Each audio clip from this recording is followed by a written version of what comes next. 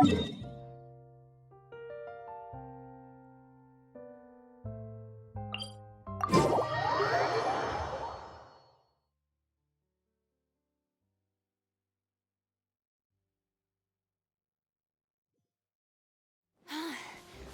a wild and desolate sight!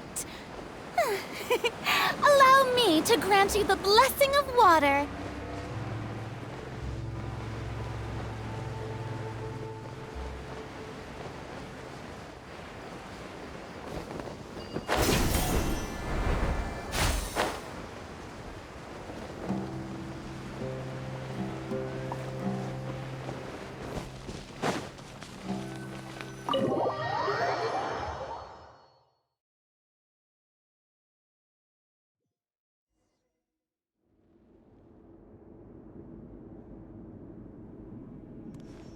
This is not what Paimon was expecting to find in the desert, especially not hidden right next to an oasis.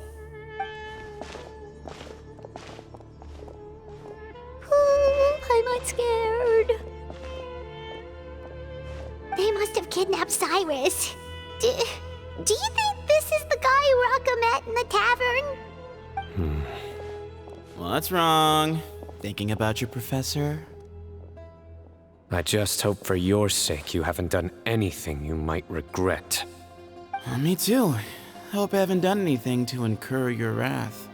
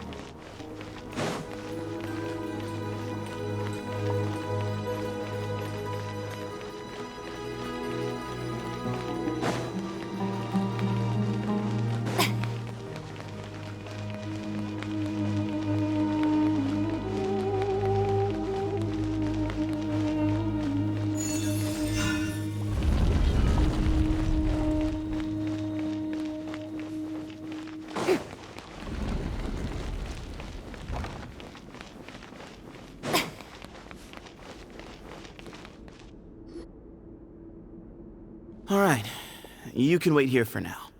I'll inform our leader that you've arrived at the Temple of Silence. Sit tight until he comes to greet you.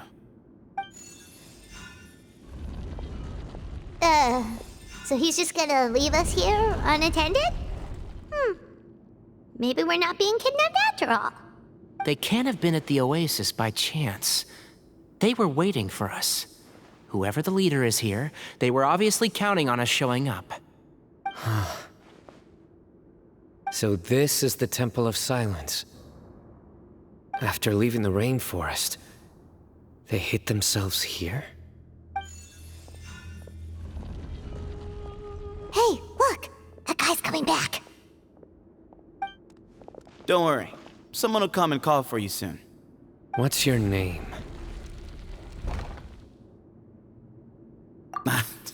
Sorry, guess I was so delighted to see you, I forgot to introduce myself. My name is Sethos. I'll be here if you need me, but I'm not planning on answering all of your questions. Other than that, you can occupy yourselves however you see fit. So we're free to explore by ourselves. Yep. I mean, I'm not worried about you running off. Cyrus is here. And unless I've misunderstood, you're all quite anxious to see him again. He's right. Well, if we've got some time, we might as well take a look around.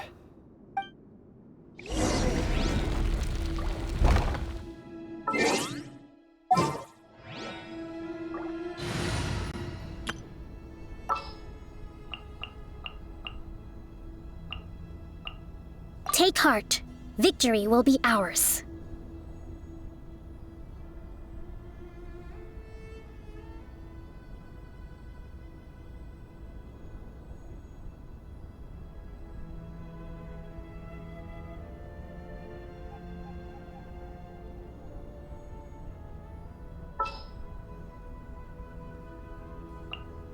I'll lead the way. Stay close and you will live.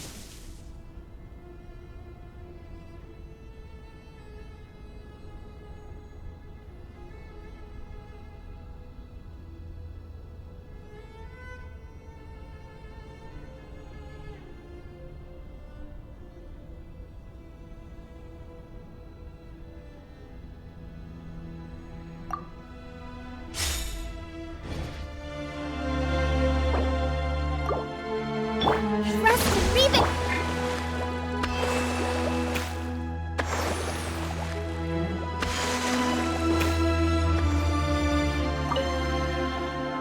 I never imagined that the true Temple of Silence would be hidden somewhere like this. We've passed through these parts before, but never noticed anything.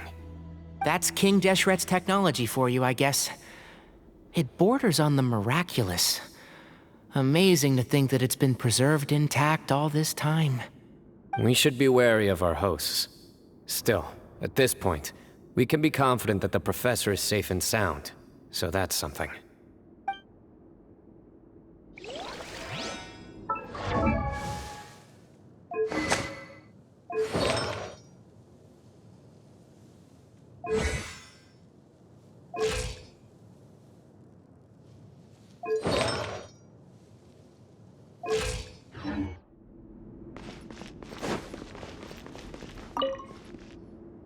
Hey, Sethos!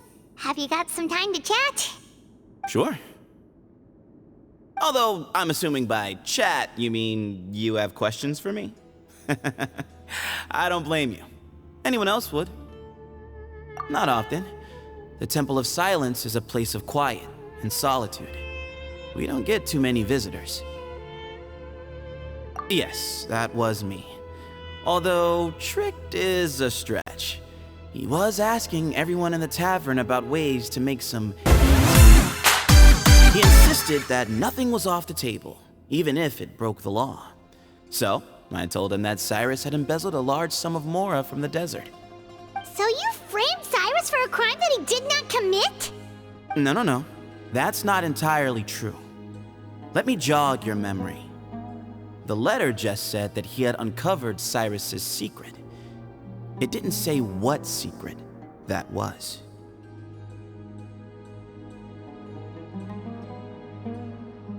Of course. Uraka was a great accomplice, really. Very cooperative with a little bit of wine in him. Did exactly what he was told. And not much of an original thinker, though. It doesn't surprise me that he struggles academically. Why did Cyrus leave for the desert as soon as he received the letter? You'll have to ask him that one yourself. Certain things I can't answer for him. I'm neither judging nor defending him. All you need to know is that he recognized our emblem, and it was his own choice to take the bait.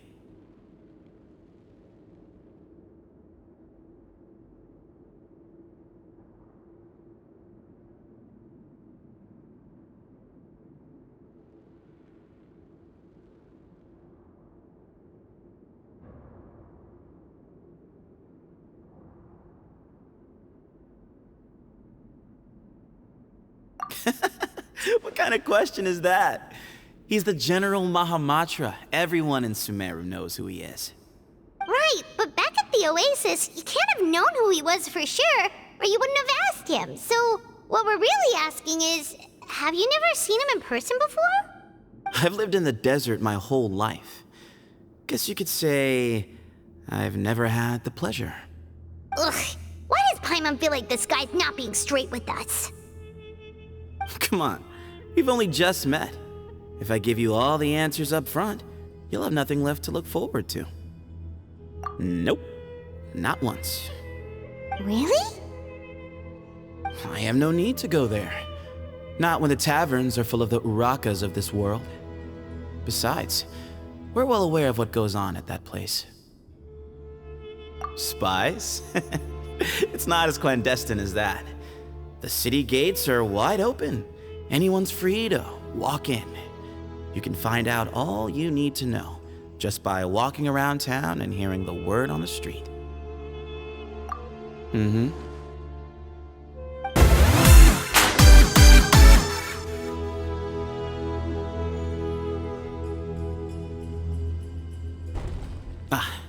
Here he is.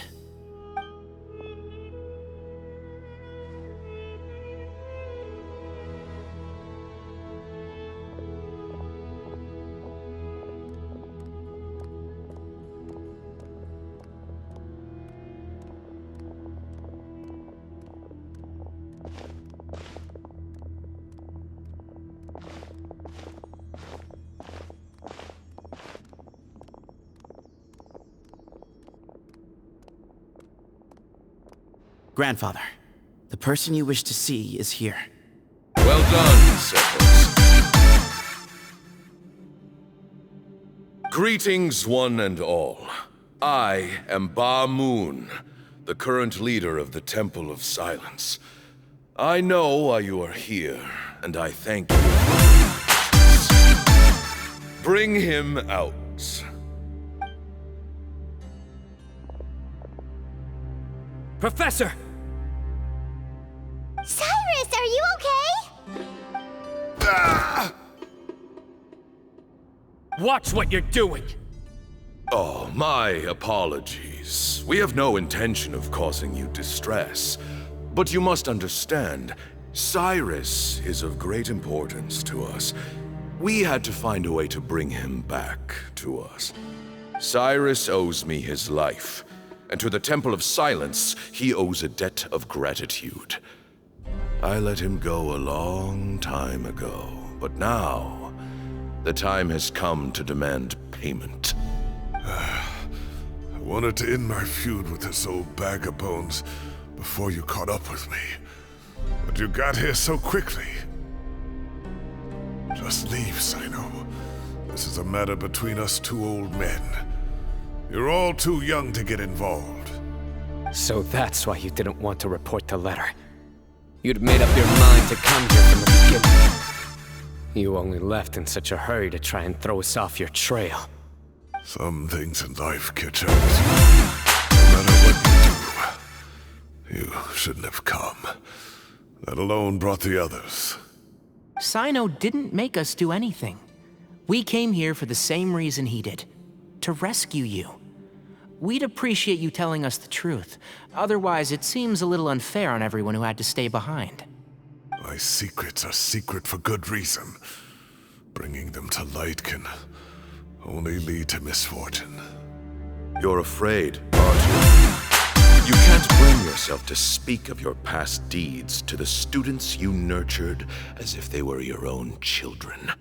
You recognized our emblem because for many years you lived among us. Indeed, you all but became one of us. You knew as soon as you saw the letter that we, not Uraka, were the ones speaking to you. It threatened you only because you know what you did. Your own guilt convicted you. For you, Cyrus, are a traitor. You once shared your learning with us, and joined us in our mission to revive the might of Hermanubis, to bring new hope, new opportunity. But then you betrayed us. You bargained for your independence with your past contributions. And then you left, taking with you Hermanubis' might and the wielder of his power. We both know what I said to you that day. That as the leader, I grant you permission to leave, but that one day, the sands of time will catch up with you. And when that day comes, you must pay the price you owe. You really know how to hold a grudge. Hermanubis' might? And the wielder of his power? Does he mean you? Professor, anything to say? The moon is right. I came here once before. He rescued me from the brink of death once, many years ago in the desert. When he learned that I was a scholar, he invited me to come here and revive the might of Hermanubis together. It was a great, daring plan, and one shrouded in secrecy. The Temple of Silence had been bereft of Hermanubis for too long. The strength of its faith and its warriors were waning. Bamoon proposed that we implant bar fragments shards of Hermanubis into the bodies of suitable vessels. If the experiment was successful, the spirit of Hermanubis would then dwell within the vessel. Many believers volunteered themselves for the experiment. But we soon discovered that the bodies of grown adults could not withstand Hermanubis' power. In the end, Bamoon offered his own adoptive grandson. One other child was identified as a suitable vessel, and his parents agreed to release him into our custody in exchange for a small fortune. These two children were our only hope for hosting Hermanubis' power. For many years, the Temple of Silence had been in possession of 2 Ba fragments from Hermanubis. As remnants of his raw power, they were exceedingly rare treasures. The test subjects were sent into a room that had been prepared for the ceremony, and instructed to approach the Ba fragments, whose power had been amplified. If, after some time, this power did not repel them, this would mean that they were suitable vessels. The original plan was for a 3-stage experiment: resonance, implantation, and recovery and observation. The resonance stage went quite smoothly for both candidates. As the 2nd stage began, I realized a decision had to be made. Should we implant the fragments one at a time? This would allow us to monitor the results after the first round and adjust our plan accordingly. Or alternatively, we could implant each fragment in a different vessel at the same time and compare their effects. But as I was deliberating, both Ba fragments suddenly became active. They glowed with a light we had never seen before. I knew that if they were not implanted right away, they would disintegrate and be gone from the world for good. Our 2 vessels had both displayed great promise by successfully resonating with the fragments. Under the circumstances, the thought of implanting both fragments into the same vessel seemed out of the question. To preserve our faith and our power, we implanted each of them with a single fragment. Ultimately, I ended the experiment and left, taking one of the children with me. In recognition of your past contributions, I chose not to send someone to hunt down and kill you both. Your lives were spared, but I have paid a great price for your betrayal ever since. I have always wanted to see you, Cyno. Losing you and your Ba fragment dealt us a devastating blow. We've been in decline ever since you left. I see. So that's how I gained my power. Look, in essence, I borrowed your Ba fragment for a decade or so. And now you are seeking justice. If you want to take my life, then so be it. I'm an old man now anyway. But you cannot lift a finger against Cyno. He is the General Mahamatra. Your actions would be seen as a declaration of war against the Academia. I'm sure you don't remember anymore, dear Cyno, but you've met us all before. You were so young then, when we all gathered around and celebrated the revival of our Lord.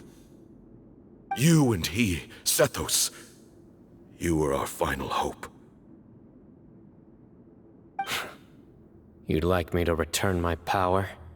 As a follower of Hermanubis, I have allowed this power to remain in the rainforest for far too long.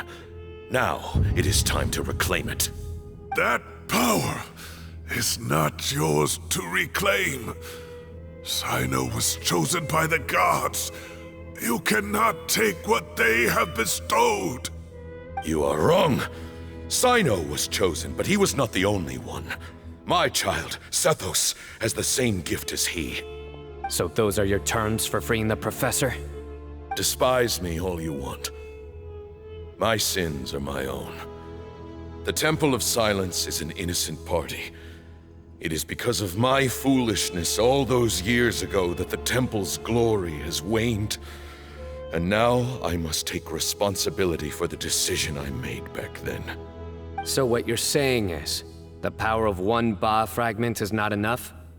You're asking me to return the one in my possession, so it can be implanted in him instead? Divine power causes great suffering to those who wield it. How do you know that Sethos would be able to withstand it? He is no longer a small child. But regardless, this burden is ours to bear, and your objections mean little given that you turned your back on us long ago. Both my heart and mind are telling me that what you are proposing is a terrible idea. However... Don't listen to him, Cyno. That power is no more yours to give than it is his to take. You have to understand. I know. But if this is a question of your freedom versus a fragment of power, then... there is nothing to debate. Sorry to interrupt, but in my view, there are a number of contentions here that still need addressing. Say that Cyno refuses to return his power, and you also refuse to release Cyrus. Then, we are at an impasse. I find it hard to believe that you went to all this effort without planning for that possibility. You're trying to gauge where we stand while keeping your remaining cards close to your chest. Well, my stance is, put the rest of your cards on the table. Then we can have a discussion. Wait, those ears... So, we have a descendant of the Valukashuna in our midst. Splendid! Fate smiles upon us after all. Everything we have longed for, Hermanubis will provide. Perhaps this very day we'll...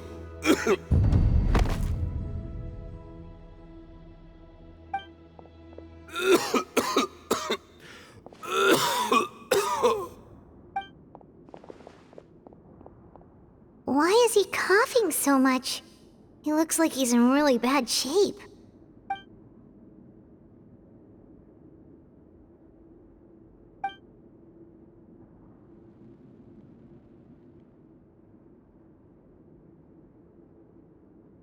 Pamoon, you... Take our leader back to his room. Sethos... you must... Grandfather, I know what you wish to say. Leave this in my hands. I don't like to drag out conversations, so I'll just cut to the chase. Had Cyrus not stopped the experiment all those years ago, the plan would most likely have been a success. The wisdom of Hermanubis would have been ours. Still, it's no use talking about what-ifs. We cannot change the past. I'm not like my grandfather. The Temple of Silence has a grand legacy and a sacred duty to fulfill. So it's somewhat inevitable for the leader to have an inflated sense of self.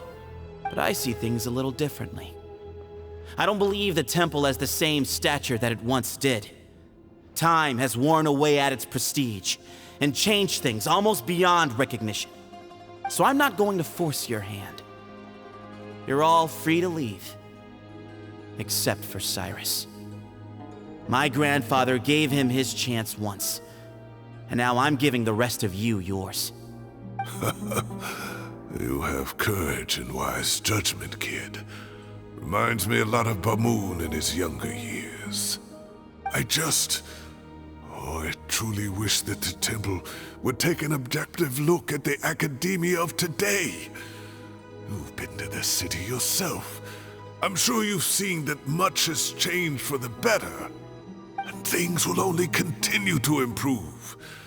Why not consider cooperating with the academia once more? If you hadn't betrayed my grandfather, I might well be open to persuasion. But it's a bit too late for that now, Cyrus. Tighnari made a good point earlier. He said there has to be more to your plan than this, and I agree. All you and Ba Moon are after is the Ba fragment. The professor will accept whatever fate you deem fit for him out of a sense of guilt. I am the one who has a choice to make. And that's how it was always going to be. Ultimately, you want to trade the Ba fragment for the professor, correct? I'm glad to see you're giving it some serious consideration.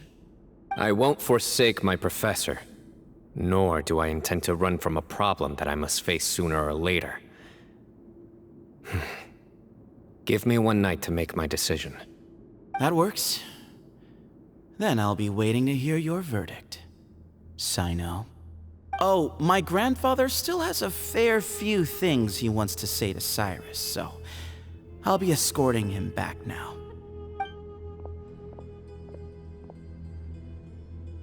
Are you sure about negotiating with him? I need to think this through. Everyone, let's meet again later tonight. Until then, take some time for yourself. Alright, well, don't put too much pressure on yourself, Cyno. If you need any help working things out, just come and find us.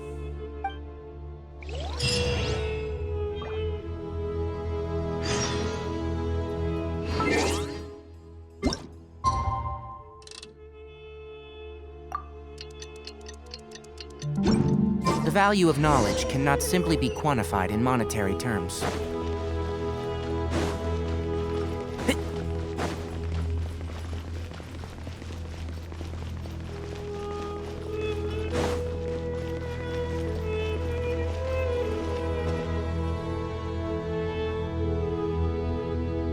I've taken some time to reflect on this.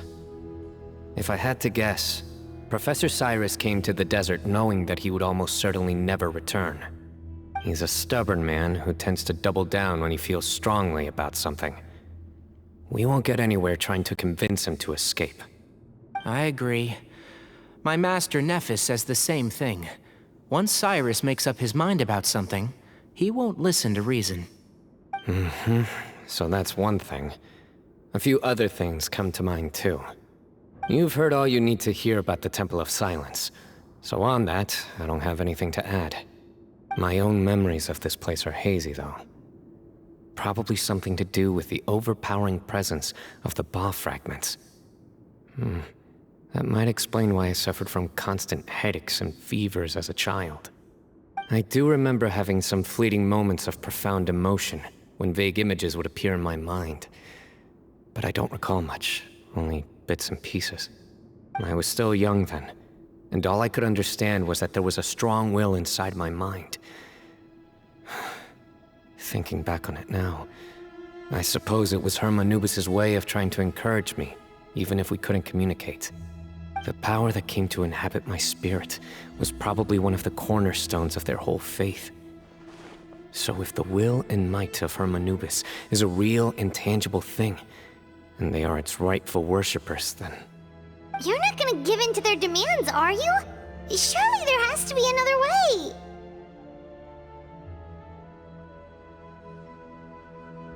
No. I have no intention of returning it. I need this power to protect Sumeru. But the temple has the right to make the final decision over its fate, since it belongs to one of the 7 pillars of King Deshret. So I will challenge them head-on, and win the right to wield this power for myself, fair and square. This reminds me of something Alhaitham mentioned to me just before we left. He said that the Temple of Silence was originally founded by the ruling elite of the day. Traditionally, such organizations are bound by a strict and ancient code of nobility. Kaveh has made similar observations about the desert tribes from his work trips there. He says many of them have their own internal rules. They talk about the importance of never dishonoring their tribal bonds, or the rules laid down by their ancestors. I think we could turn that to our advantage. Go back to them with a proposal of our own. Wow, and just like that, we've turned the tables on them! Looks like we have the same idea. Turn it back on them now while we still can, in terms that they cannot refuse. That's how we win this. Great. And I know just how to start the conversation. Let's go find Sethos. We'll tell him that I know a thing or two about medicine and would like to take a look at his grandfather's condition.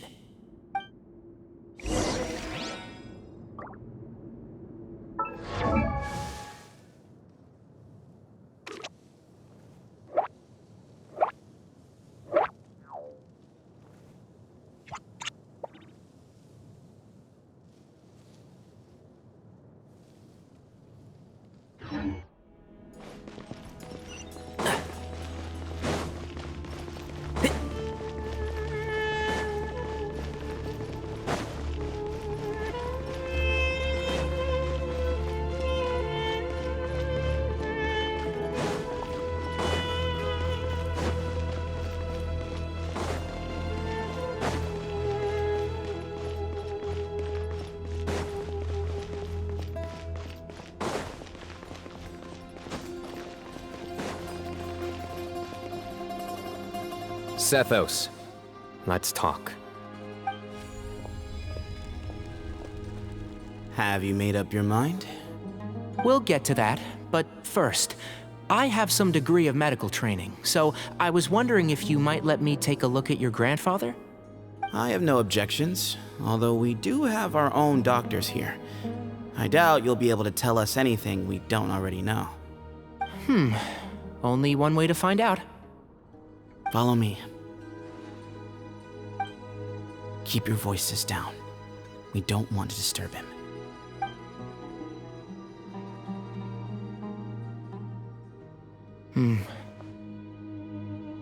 Let's talk outside. Bamoon has fallen into a deep coma, and his prognosis is quite grave. I'm sure that your physicians have come to the same conclusion. He appears to have sustained a serious injury in his youth, which has been exacerbated over the years by the heavy burden of work and now by the effects of old age. Regretfully, I must inform you that based on what I've seen with patients in a similar condition, he doesn't have long left. A few days at most. Yeah. I've known for a long time. You're his heir, aren't you? You clearly have a lot of respect for the man. But you also see things differently. You have a broader range of concerns and a more pragmatic approach. So tell me how we can end this on your terms. Let's find a way to bring all this to a resolution while Bamoon is still alive to see it. That's what really matters to you. I know it. Yeah, there's no time to waste here. You know that better than anyone. You know, the two of you are actually in a very similar predicament right now. Both of you have a very different perspective from the men who raised you. Right. And you didn't create this situation. They did, but somehow you've ended up having to make the tough decisions. You're right. We both look at this problem very differently than the people we inherited it from. I accept, Cyno. This all began because of Hermanubis. So let's end it with the rite he himself created. Legend has it that when Hermanubis first arrived in Tuletula, he sparred with the city's residents. He and his two companions proved their mettle by fighting over several days, winning the support of many fine people. That group of supporters were some of the first members of the Temple of Silence, and the sparring matches were enshrined as one of our founding rites, the rite of duels. It's where it all began. Sounds very fitting. I'm in. As a fellow vessel of Hermanubis, your ties to the Temple of Silence run deep. So I will permit you to participate in this rite, along with your chosen companions. 3 against 3. Sounds good. However, I have some additional terms. As the challengers, you must win all 3 of your fights to win. And Cyno, both of us must put our Ba fragment on the line. The winner takes them both. Letting Cyrus leave with one of the Ba fragments was a mistake, made by my grandfather out of pity. It is a long-standing issue that must be addressed for the Temple of Silence to move forward. I can make no concessions on that front. None needed. We're on the same page. If I win, the Temple of Silence must release Cyrus, and consider this past dispute resolved. If you win, I'll return my power to you. It's a deal. Then let's meet at the ceremonial hall tomorrow evening, 8 o'clock.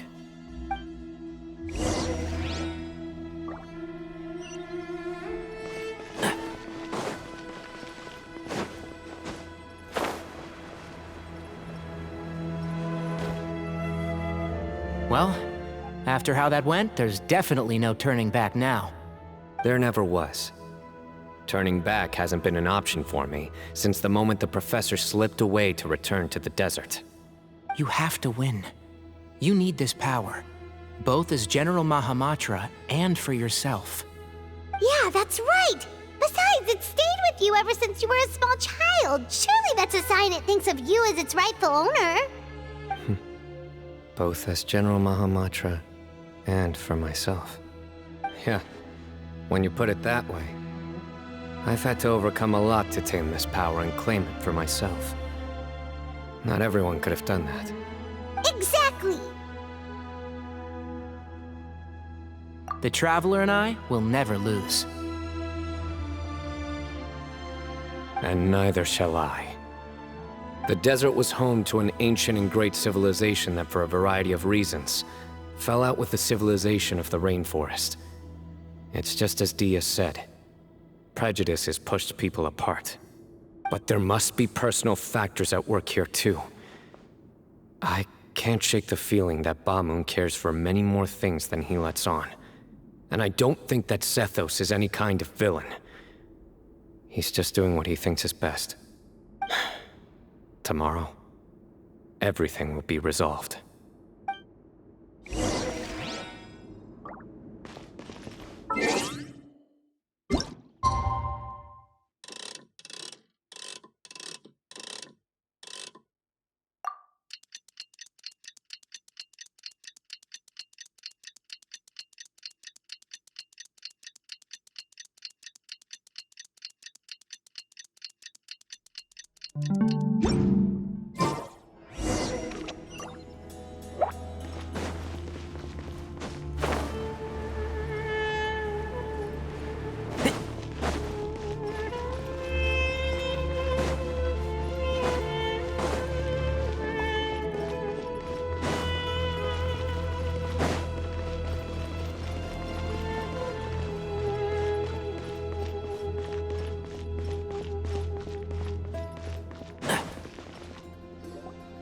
We gather on this day to perform once more the rite of duels, with the greatest of all sages, Lord Hermanubis, as our witness, for his power and authority is present in our midst. This is our most sacred of ceremonies, and no disruption from the audience shall be tolerated. It is incumbent upon all to observe the duel with the utmost respect and reverence throughout the proceedings. Representing the Temple of Silence, the Defenders.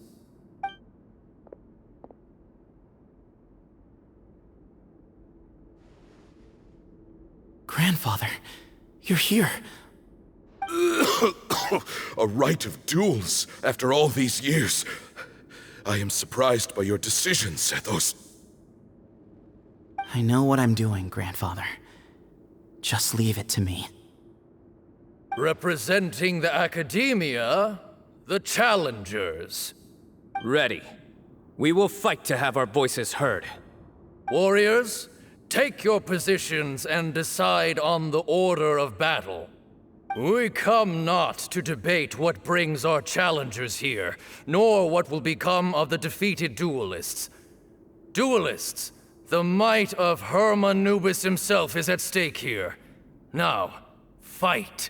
Fight until the rightful victor is proclaimed. Huh? Are you sure? I agree. She's very strong. Sending her out first will definitely intimidate the opposing side. Okay, then you're second. Sure. We have decided. So have we. Let's begin.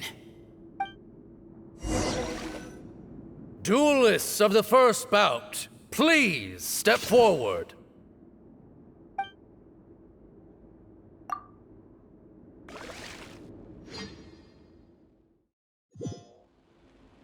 Don't forget, safety first! Hey, you there! You better play nice with her, or Paimon will make you regret it! A little bit too much chatter from the audience over there. Hey!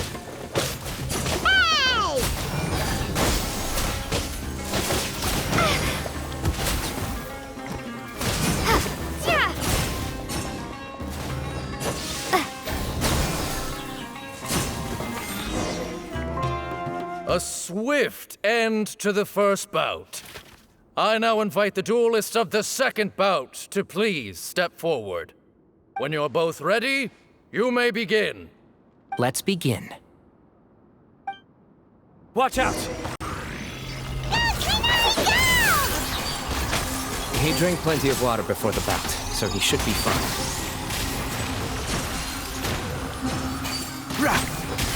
Let's nip that in the bud.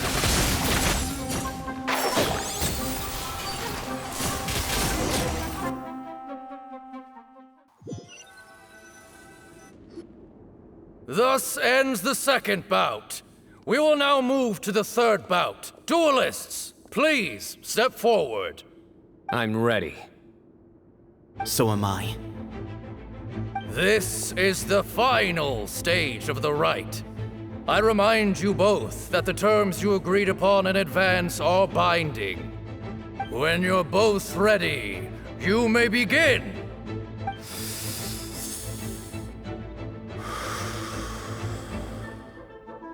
I am Sethos, vessel of Hermanubis, grandson of Bamun, the leader of the Temple of Silence. For many years, we have kept our covenant with Lord Hermanubis by guarding the secrets of King Deshret.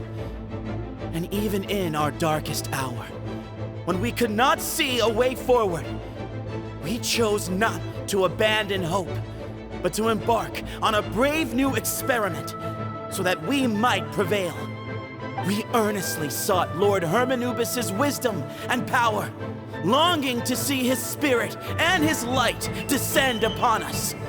Now, I will fight to become the rightful wielder of that power! I am Cyno, General Mahamatra of the Academia, student and successor of Cyrus, the Sage of Spontamod.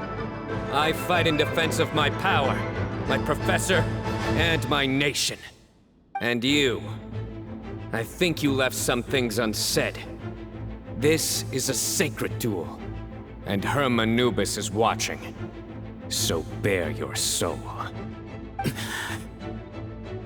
Everyone, old and young, fit and frail, they're all waiting to see how this duel will end. My grandfather is a wise leader. He is also known to be a ruler who is not afraid to get blood on his hands. I understand his beliefs well, and I know what he expects of me. But our faith has held us back for too long. After I grew up, I went to the rainforest once, and I saw for myself the people of the city. Times have changed. The people of Sumeru are happier and more free now than in the past. I thought about this as I stood at one of the tallest points in the city, gazing down at the streets below. Then I thought of you, Cyno. You and I both wield the same power, but the lives we lead could not be more different. Each Ba fragment of Hermanubis stands for something different. Might, glory, or one of many other secrets that have yet to be revealed. I once thought that the nature of our fragments must be what makes us so different from one another. But maybe it's that you've found your answer, and I am still searching for mine. I am more than just a warrior. I am my own person. Exactly. The name Hermanubis has left its mark on both of us, shaped the course of our lives. We are his vessels, and yet we are more besides. So show me your answer, Cyno. Show me I can be more than my faith, more than the power I wield. Show me the person I can become!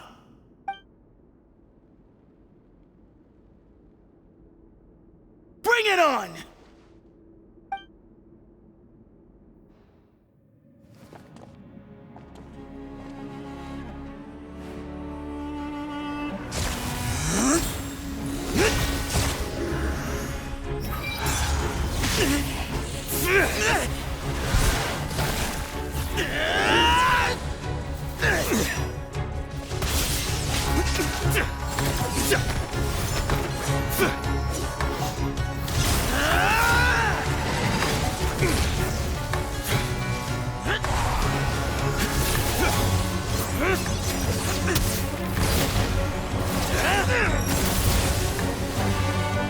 all you've got? What happened to searching for your answer?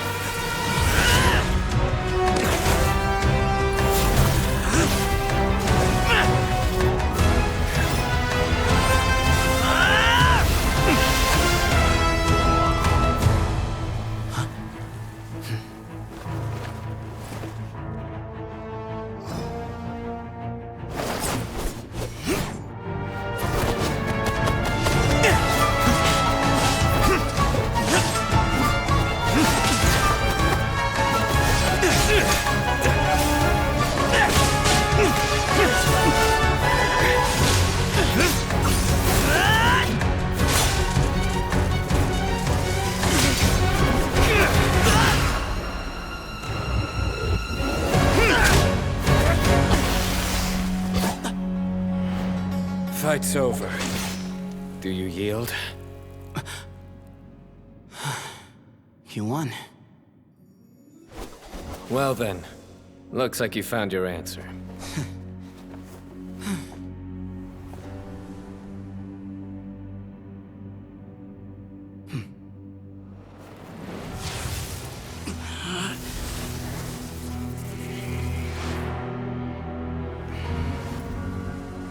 I give his glory to you.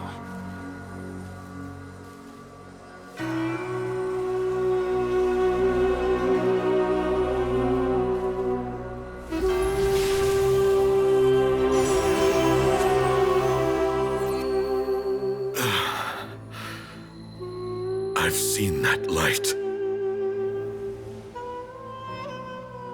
That is the light of our Lord, the great Hermanubis, priest over all other priests.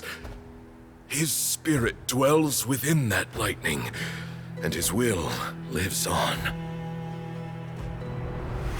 Once a warrior of Tynar, he emerged from the barren desert sands to serve the god king Al-Ahmar. After the death of the god king, Hermanubis gathered his followers and the Tynarian priests and led them to the city of Tule-Tula. There, they founded the Temple of Silence, and from that day forth, we became stewards of all knowledge that survived from King Deshret's civilization. Barely a century passed before war ravaged the desert. One by one, Eremite leaders took up arms against each other in battles that would devour what little remained of their civilization. Only the wise city of Tule-Tula was spared under the guiding hand of the Tynarians. But peace did not last. Coveting the knowledge of King Deshret, the beasts set their eyes on Tule-Tula. The king of Gurabad laid siege to the city and ordered the sages to surrender to him the Temple of Silence as proof of his victory. The ruling elite colluded with their oppressors, betraying the temple so as to hold on to their rule over the city. They declared that the knowledge guarded by the temple was the true cause of corruption. These were dark days, and we faced enemies on all sides. Our Lord had long since exhausted his strength, keeping the forbidden knowledge introduced by King Deshret at bay. To ensure the temple's continued survival, he broke his being into many pieces and began the ceremony of Hermanubis' legacy, bestowing his power upon his mortal followers. With this power, the temple was able to defeat the tyrant's army. Yet, we were not hailed as heroes. Strange and unfamiliar as this power was, it struck fear into the people's hearts and drove them to reject us. In the end, the people of the temple and the Tule-Tula Tynarians left the city for good and made their way to the rainforest. What followed next was inevitable. The elite of Tule Tula fell and were decimated. War engulfed the desert. And we wandered from place to place, always in hiding, all the while keeping close watch over our secrets and staying true to our mission. Betrayal forced us out of the desert and into the forest. Then mistrust drove us from the forest into the desert once more. We have lived in exile for far, far too long. Yet, today, the Temple of Silence has borne witness to the glory of Hermanubis once more. Thank you.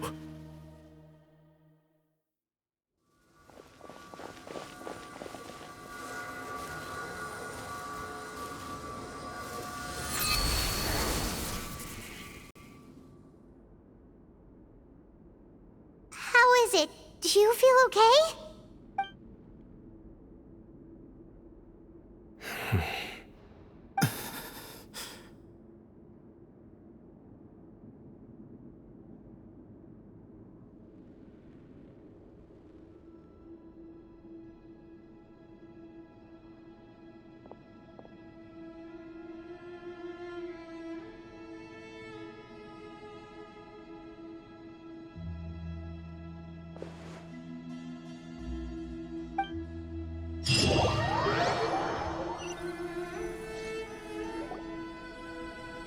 Grandfather.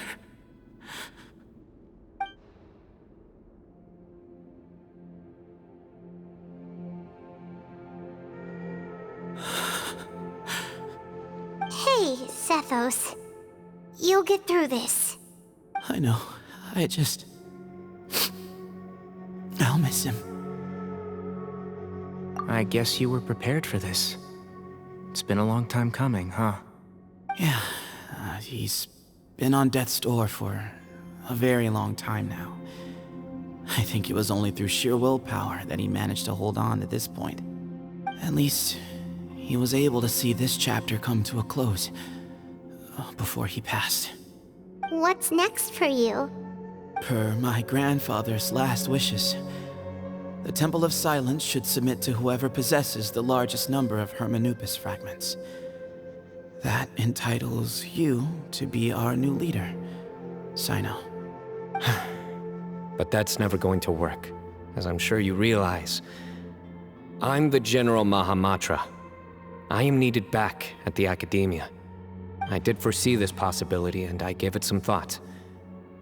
The fact is, I know next to nothing about the staff, records, and environment here. As such, I am ill-suited to be your leader. Sethos, I believe the honor should go to you. Were it not for this duel, or indeed if you had other intentions, the Ba fragments would most likely be in your hands by now. I'm sure Bamoon never meant for anyone but you to be his successor. You really think so? I do. Still, I didn't think Bamoon looked very surprised by the final result. Perhaps he had an inkling that this would be the way things end. Well, in any case, since the Ba fragments are with me now, I guess I can call the shots.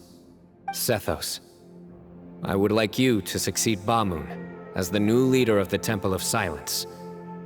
You are more suited to the role than I, and I have complete faith that you will be an excellent leader.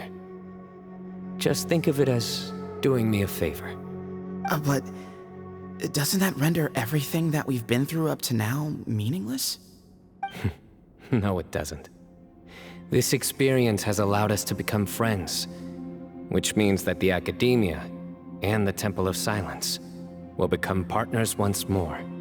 That's a much bigger deal than you might think, Sethos. You said yourself, times have changed. You have to believe that things can change for the better here at the Temple too. I will try. To be honest, I couldn't have asked for a better outcome. Actually, part of me wonders whether Bamoon's intentions from the very beginning was just to create enough pressure to force us towards a duel. That way, no matter who won, one of us would have to surrender our Ba fragment, and the power of Hermanubis would be concentrated in one single person. Had you won, the Temple of Silence would have doubled its strength. And were I to win, he correctly anticipated that I wouldn't suddenly drop everything to become the leader of the temple, much less integrate the temple into the academia by force.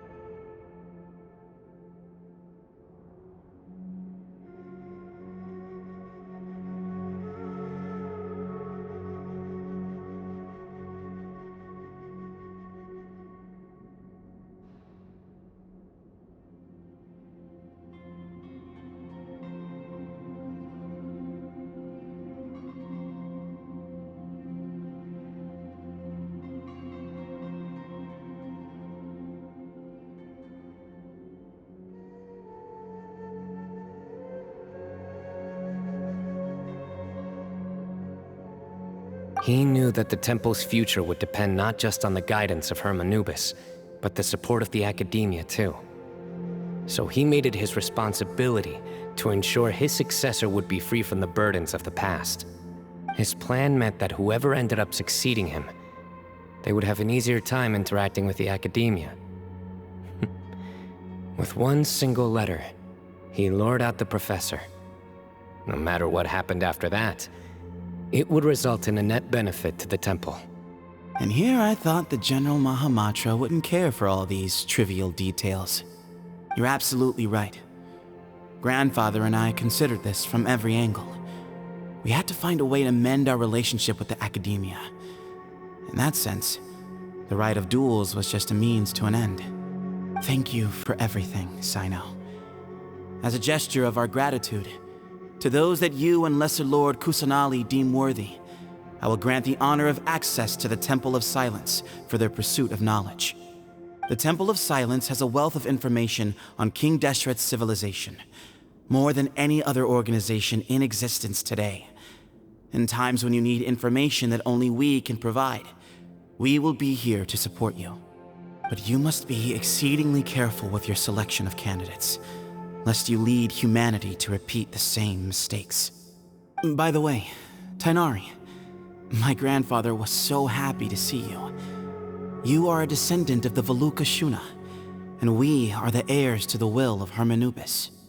The story goes that King Deshret chose the sage Hermanubis from among the Tighnarians and appointed him as his familiar.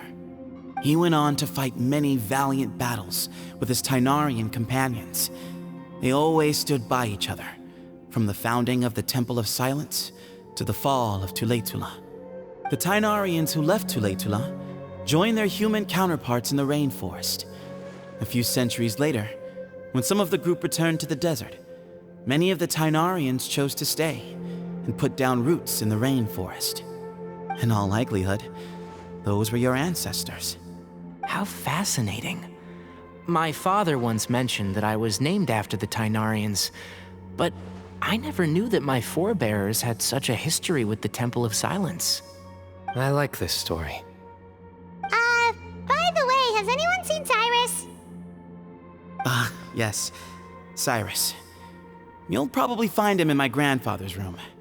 He wouldn't show it in front of me, but I think he still has many fond memories of my grandfather. If it's true that you and your grandfather really planned for everything to turn out this way, then I guess he didn't really resent Cyrus as much as he appeared to. Who knows? Perhaps all of us. You, me, and Cyrus. We're all just pawns in my grandfather's plan to set things straight. He was awful like that. Someone's got to make the decisions when history is at a crossroads. I will make a detailed report on all of this to Lesser Lord Kusanali, and arrange for an official delegation from the Academia to come and meet you in the desert. I'm sure you'll have lots to attend to in the days ahead. But once things return to normal, please come and visit the rainforest again.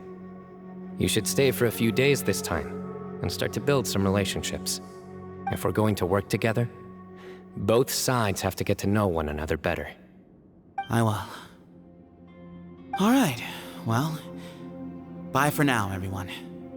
I'll be seeing you. See you soon. Come hang out with us anytime.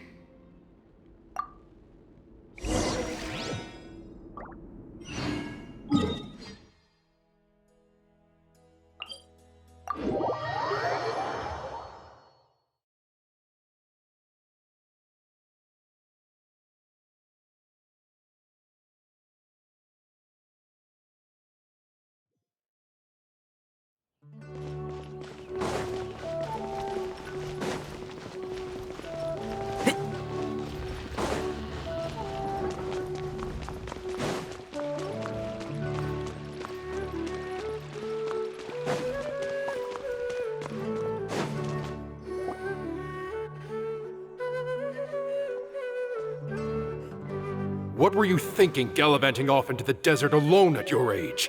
What if you take the bucket, You told not a soul what you were up to, designated nobody to handle your affairs, and left everyone scrambling frantically to try and figure out how on earth to clean up the colossal mess you'd made. Oh, please, will you stop your yelling? What other choice did I have? What do you mean, what other choice? Do you mean to tell me that after all your years of learning, and sagehood no less, the only idea you could conjure up in that white-haired walnut of yours was to shoot off into the unknown like some hot-headed 20-year-old adventurer? A one-man suicide mission, That's the best idea that one of the finest minds of a generation could come up with, is it? It astounds me that you survived the journey, and you're lucky that Ba Moon didn't finish you off when you arrived. All right, all right.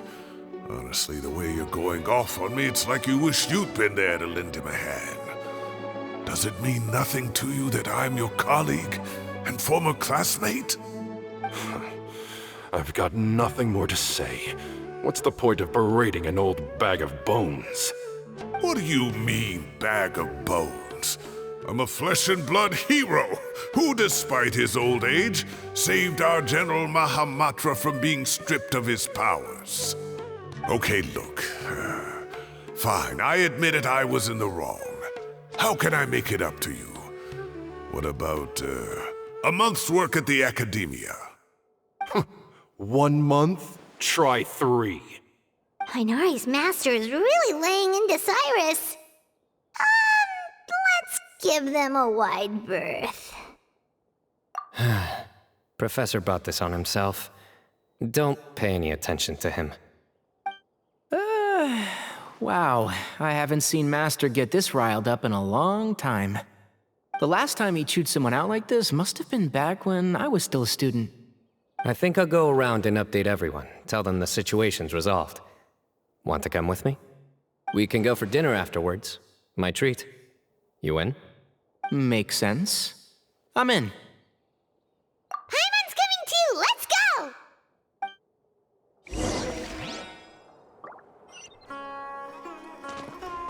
Keep up.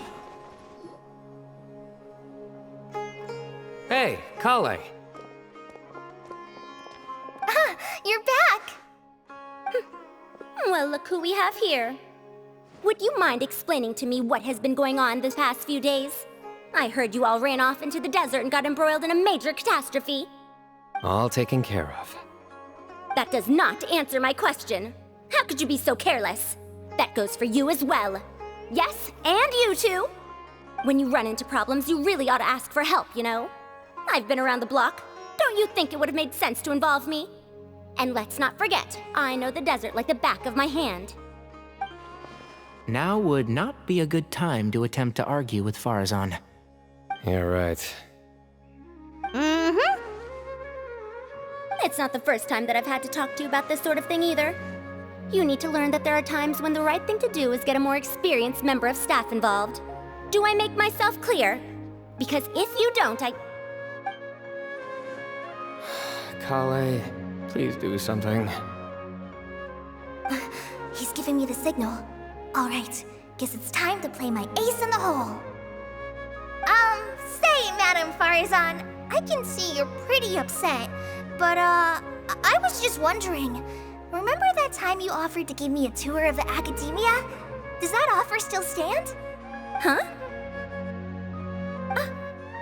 Wait, did I hear that right? Kale, you remember? Wonderful. Well, of course the offer still stands. Come on. Madam Farazan will show you around the old classrooms.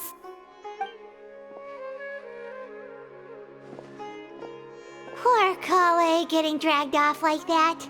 Also, check out Farazan acting like some sort of official Academia tour guide. Kale! Cup. Huh? What? Oh, right! What do you mean, cup? You need a cup. I can get you a cup. Oh, it's nothing. Just Master's way of reminding me to stay hydrated while I'm out and about.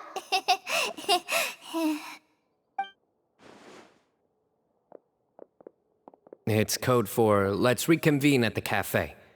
Tainari and I used it while we were in school, and it's become something of a family tradition now. Oh, that's kind of fun. Mm-hmm. 2 people left. Let's bring them along too.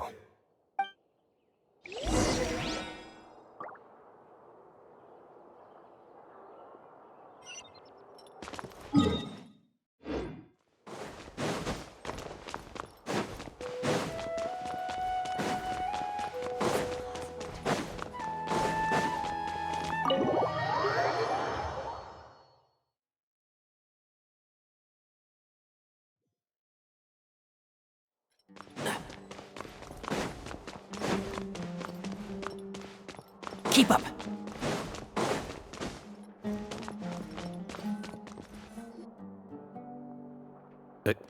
Am I hallucinating? Or do I see Kaveh and Alhaitham engaged in diligent studying? We're just reorganizing all the books we used. Look, there's a whole mountain of them. There's no rush. Nobody reads these books anyway. My sincere thanks to you both. Yes, with your help, we resolved the issue rather swiftly and painlessly. and the outcome was better than we could have hoped for.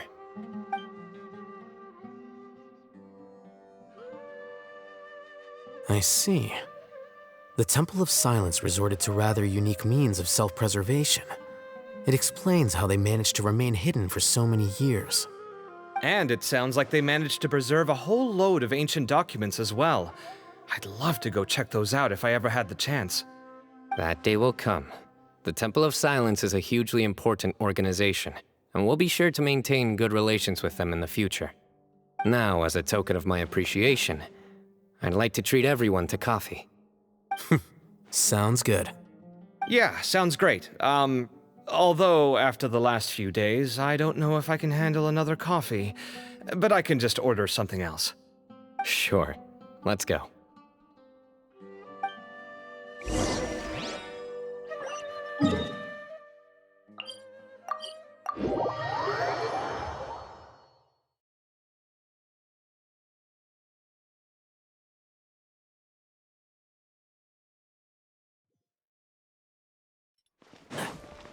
Keep up.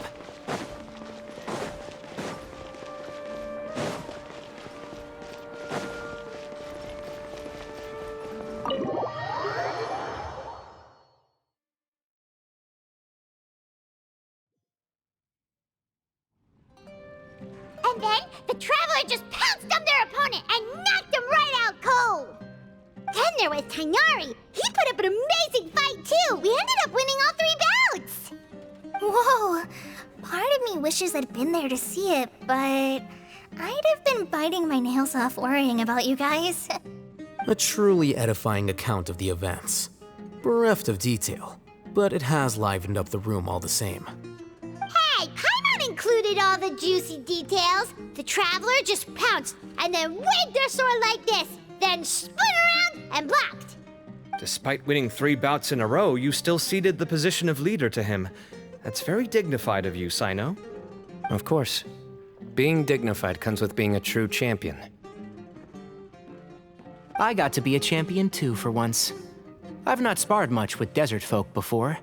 It was a pretty unique experience. Yeah, huge place! It felt like something right out of an epic poem. Imagine this. It was like there was... Maybe save that one for later, Paimon. Dessert's here.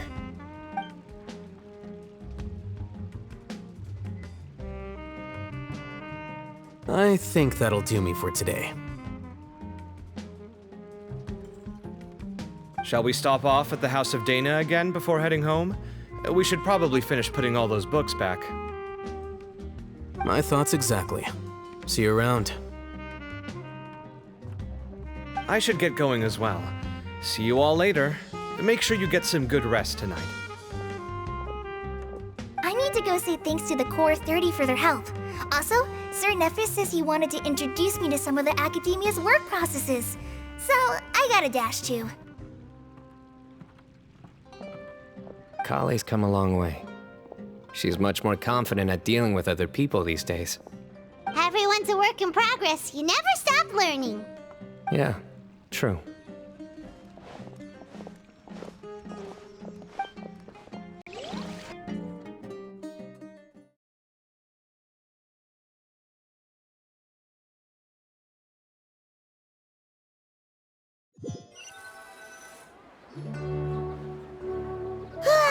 That was good. It feels like everything's finally wrapped up now. Life is all about these moments when you can finally relax and hang out with good friends after a job well done. And also, those desserts Cyno got, they were really good. Paimon definitely needs more of those in the future. Do you 3 have anything planned for the rest of the day?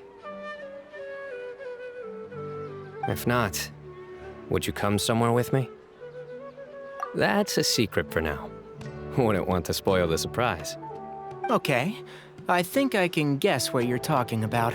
It'll definitely be a nice surprise. Well, now Paimon's curious. Come on, let's go.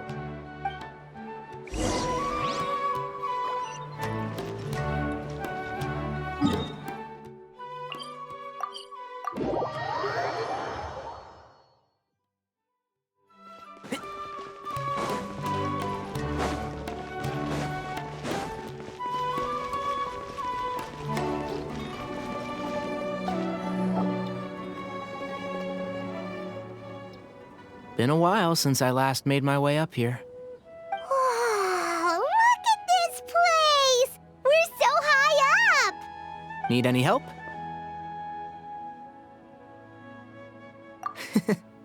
As you wish. It's a nice spot, isn't it? What a great view! We're so high up, we can see for miles! Traveler. Turn around.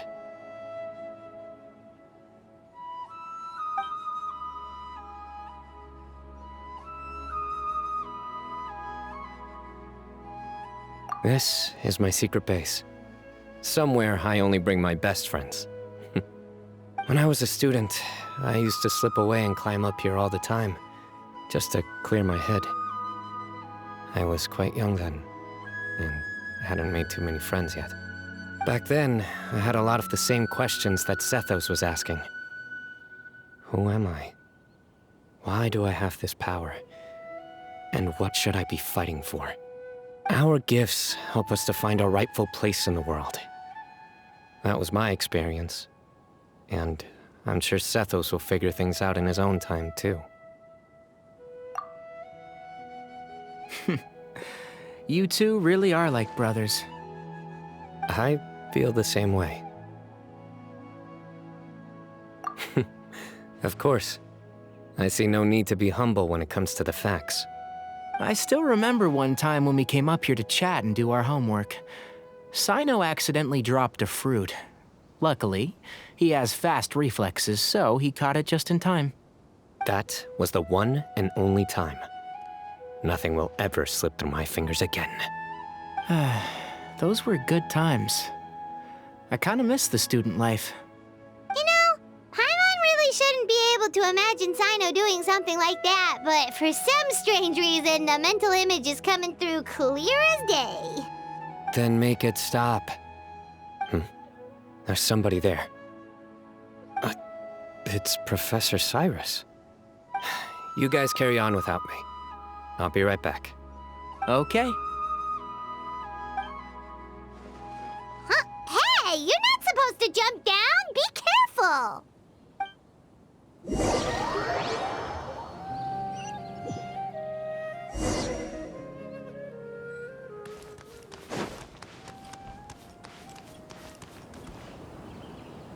Oh my days. I can't believe how stupid I look in this one. Professor, what are you muttering to yourself about? Cyno. Just the man I'm looking for. Guess what I found in some old notebooks? Some old photos? Can you believe it? This notebook was just sitting in a pile of odds and ends in the Sage's office. I must have forgotten to take it with me, and no one's touched it since. It was still right there. I was at the Academia earlier to discuss my workload with Nephis. I swung by the old office to have a look around and just happened to cross it. Well, time flies. Look how tiny you are in this picture. Still a kid. You look quite young yourself in that one. Ah, it's this one. I remember that. Lisa took it, didn't she? Yep. Looks like her work, all right. Who else could have found just the right angle to make me look so unbelievably hideous? And this one. Looks like we're both dozing off. Oh, cheeky girl. Taking secret photos of us without our knowledge. Is there something you'd like to say to me, Professor? Like what? Like, these are good photos, aren't they? Hey, at moments like this, I hardly know where to begin. I can't pretend I'm a good person. But Moon had every reason to despise me. And well, so do you if you feel the same way. Don't be ridiculous, you old codger. Is that not what you wanted me to say? Oh, I've dreamt of that place many times after leaving the desert. Sometimes I've dreamed that I was doing research with them again.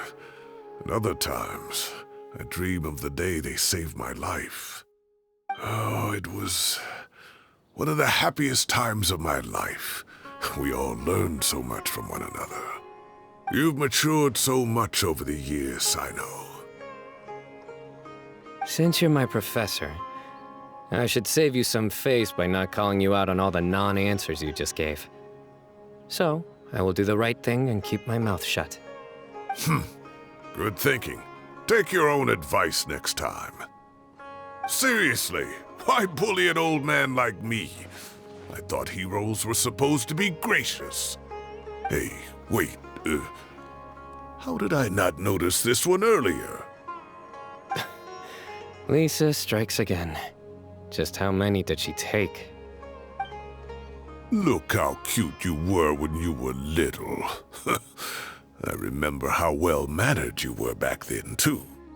Yeah, and look how serious and professional you used to be. Oh, I can't compete with you anymore. First you get better than me at the deadpan jokes, and now you're besting me at those little quips, too. Don't say that. I still have a lot of respect for you. That's more like it. Hey, what would you say to meeting up with Lisa again sometime? I'd like that. Let's find a time and pay her a visit in Mondstadt. All right, I'll add it to my schedule. Let's go next week. Wait, no. Next week is the tomato growing competition. I have got to beat Zaha Hadid.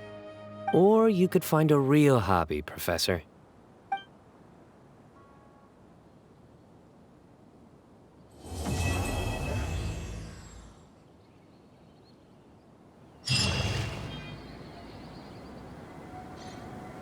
Great view today.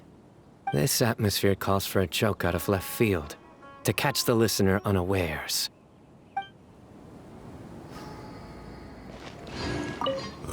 Time has passed too quickly. The children have all grown up. But it turns out grown-up kids are no use. When Nephis comes after me, Cyno still can't do anything to protect me. Oh, that boy.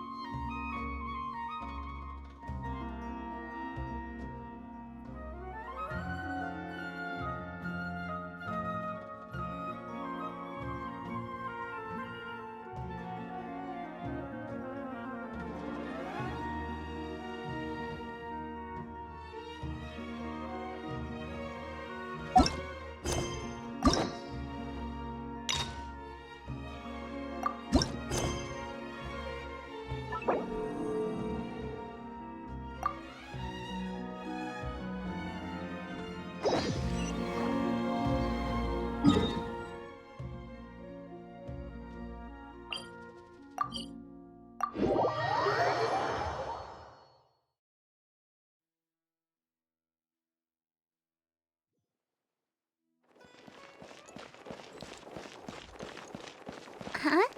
Do you also see Navia and Clorand over there? They look like they might have run into some kind of trouble. Let's go check out what's going on!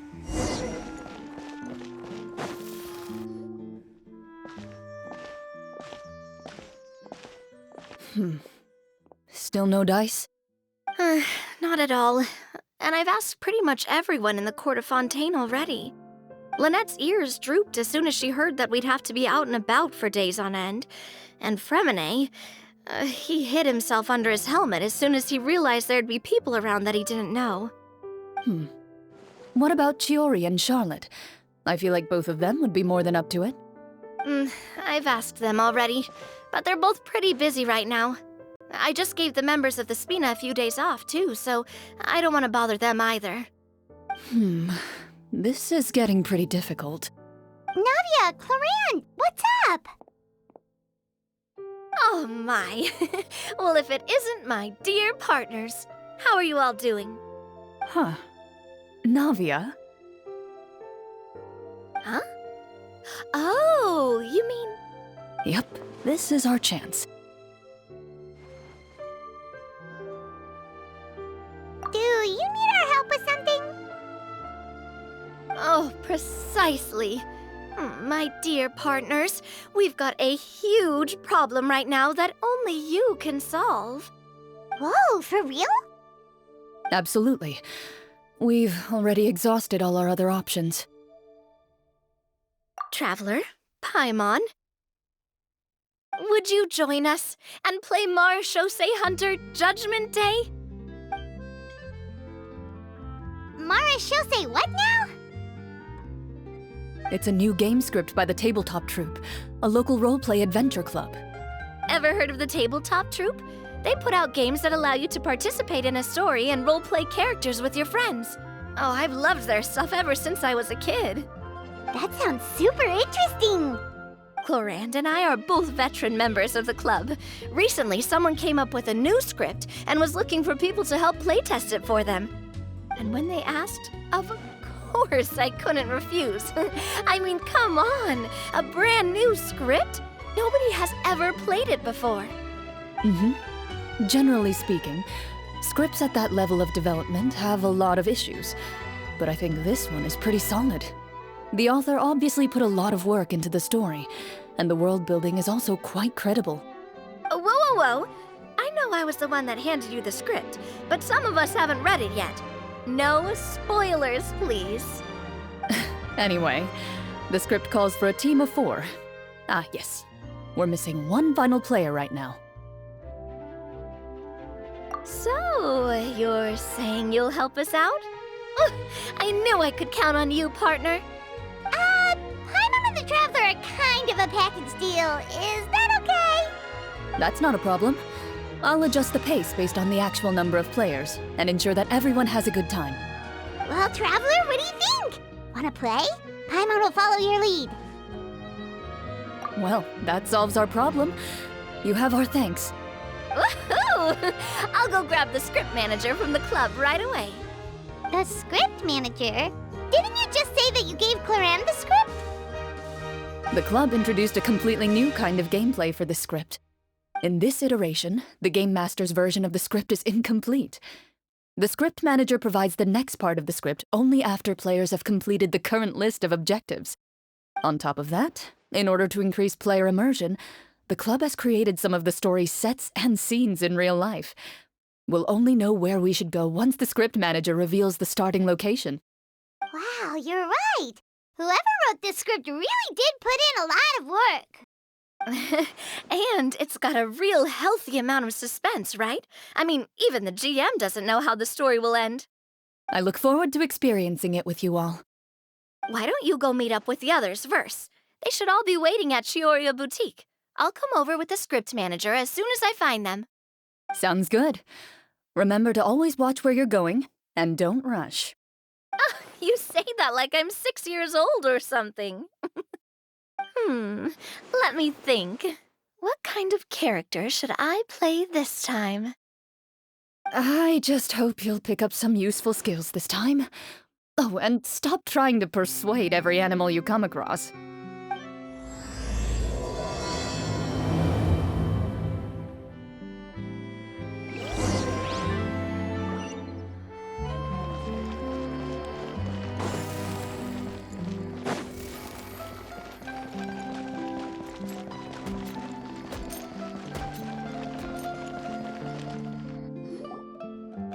Oh, sorry to keep you waiting.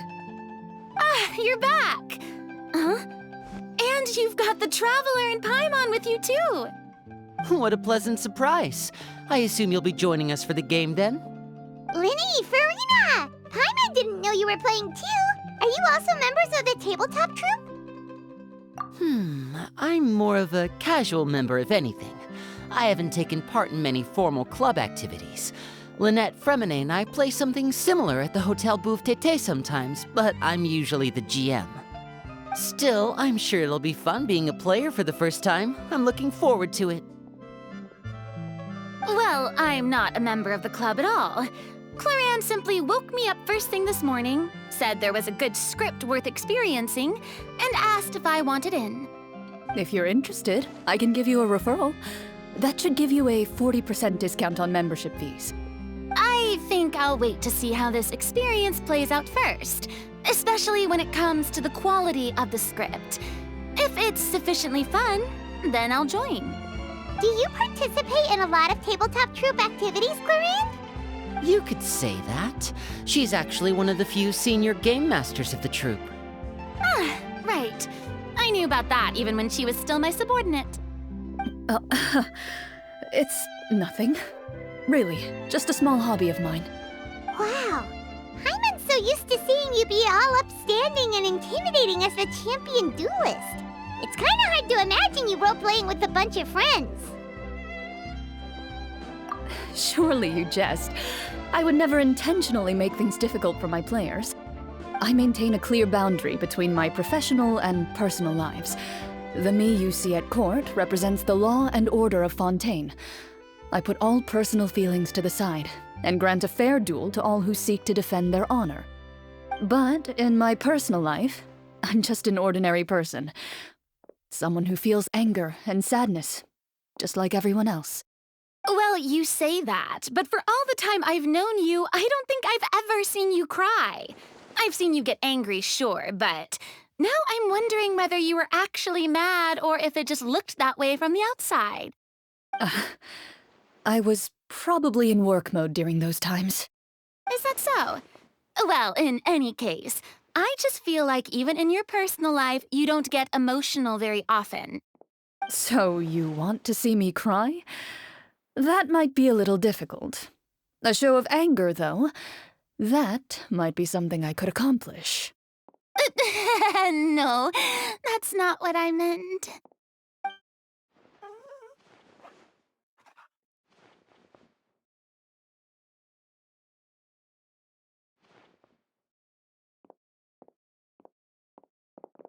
Ah, I'm back!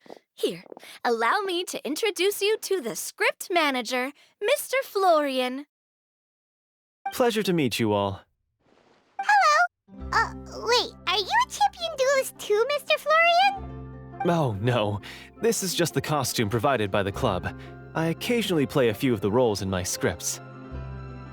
That sounds like a lot of work. It's nothing. It's the least we can do to give the players a more immersive experience. Anyway, allow me to give you a brief introduction of the script. This script was adapted from the real history of the Marashose hunters. You all will play the role of hunters from a bygone era and resolve a series of events unfolding in the capital.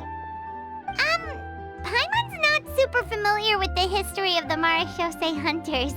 Is that a problem? Oh, no problem at all. I can give you a brief rundown.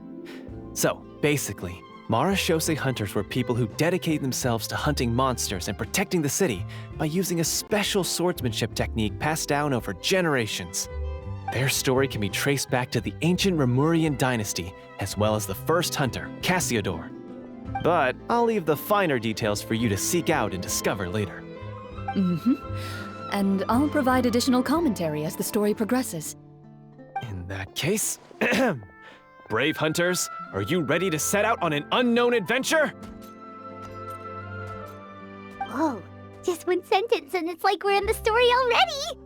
Aha, I see many a determined gaze before me. Very well, head over to this location and begin your heroic journey. So, as we follow the story, it leads us to specific scenes? Ooh, sounds pretty innovative. What does the message in the envelope say? It's the exact location of the scene, as well as the formal permission to use the venue. Seems like they have everything prepared. Please check all your belongings, everyone, and make sure you haven't forgotten anything. Once you're ready, please follow me to the designated location. Sounds good! Hunter Squad, move out!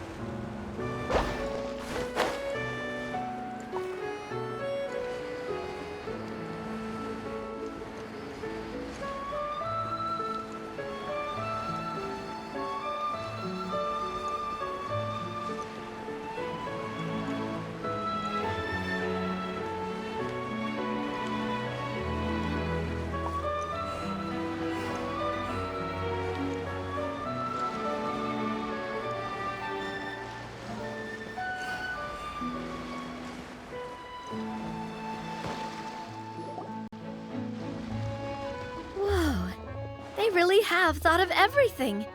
Even the Fatometer is here and ready to go for us. The Fatometer? What's that? It's a card that's used to determine action success or failure. We'll need to use it when we try to use certain skills. And what about all the dessert and tea? Is that for us as well? That's what the message said. Really? That's so nice. It feels just like a tea party with friends. Those snacks have Paimon's name written all over them. I think you might be more of a snack hunter than a Marashose hunter, Paimon. Snack hunter Paimon reported for duty. If there are delicious snacks to be found, Paimon will track down every last one. The desserts are great, but I'm still looking forward to the story more than anything. Very fair. Then, let us begin. First, please pick up the blank character cards in front of you and write down your name and profession. You can find an abbreviated version of the rules printed on the back of your character card. If you have any questions, feel free to ask me. In this story, everyone is a Marashose hunter. To reflect this, the club has prepared a small badge for everyone. Ooh, nice! As hunters, you have proficiency in swordsmanship and fighting by default, so there's no need to allocate any additional skill points to those areas. Swordsmanship? So there's a fighting part to all of this? Paimon's not sure she can do all that on her own. Maybe Paimon can just stick with you? Why don't you share a character card then? The Traveler will be the Marashose hunter, and you can be her little floating assistant. Kinda like in real life. So, for the name, do I fill it out with the name of my character? Yep. It can be any name you like. You can use your real name too if you want. I do that whenever I get too lazy to think of a new name. Oh, so it would be like experiencing a different life, but still as yourself. That's not a bad idea. In that case, I think I'll continue to use the name Linny then. Next up is the skill sheet. You have a limited amount of skill points that you can use to learn a number of skills. The more points you invest in a particular skill, the easier it will be to pass associated checks. I'll take persuasion and investigation. Those are must-haves when it comes to missions like these. Oh, those skills sound like they'd be useful for gathering intelligence. Good idea, Navia. Just as expected of a veteran player. So should we also take those skills then? Not necessarily. Since we're working together as a team, we could leave the negotiations to Navia and use our skill points to pick up other useful skills. For example, I think I'll take stealth and sleight of hand. That will give us more options if we run into any situations we can't negotiate our way out of. Oh, interesting. I wasn't thinking about it like that. I suppose it's not so different from an acting troupe. Everyone has their own role to play. Let me see. I'll take arts and performance. I'm not quite sure what use they'll be, but I'm not as knowledgeable about the other skills, and I am not too confident I'd be able to roleplay them well. Well, that leaves us. What do you want to learn, Traveler?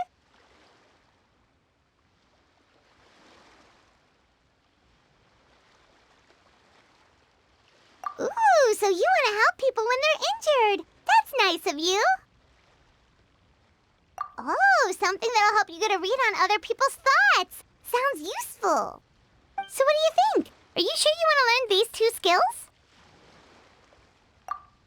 Let's see. Oh, looks like you each have enough points to choose one final skill. You've all picked such classic skills. It's fine to go a little bit out of the box, you know. Why do I get the feeling she's getting ready to cause trouble? For example, this one here. Summon.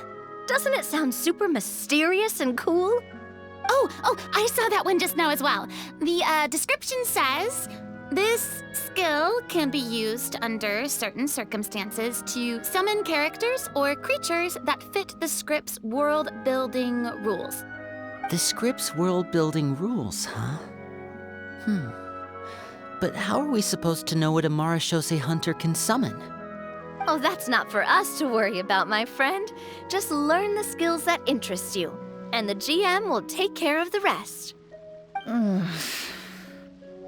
right, you've convinced Paimon. Let's learn summon then. Paimon can't wait to see what kind of thing shows up. Well, now that everyone's more or less finished creating their characters, we can begin. Since 2 of our players are doing this for the first time, though, let me ask. Would you like to play on easy mode or authentic mode? What's the difference between the two? Well, in role-playing games, the story sometimes changes based on the decisions of the players and the results of the Fatometer. For example, if you fail a check, that means you cannot use the target skill in that scenario. A critical failure may even result in further negative consequences. If you choose to play in authentic mode, every time you elect to use a skill, you'll need to use the Fatometer to see whether you succeed or fail, and face any consequences that may follow. If you choose easy mode instead, every check will be successful by default, and you won't have to worry about luck playing a factor.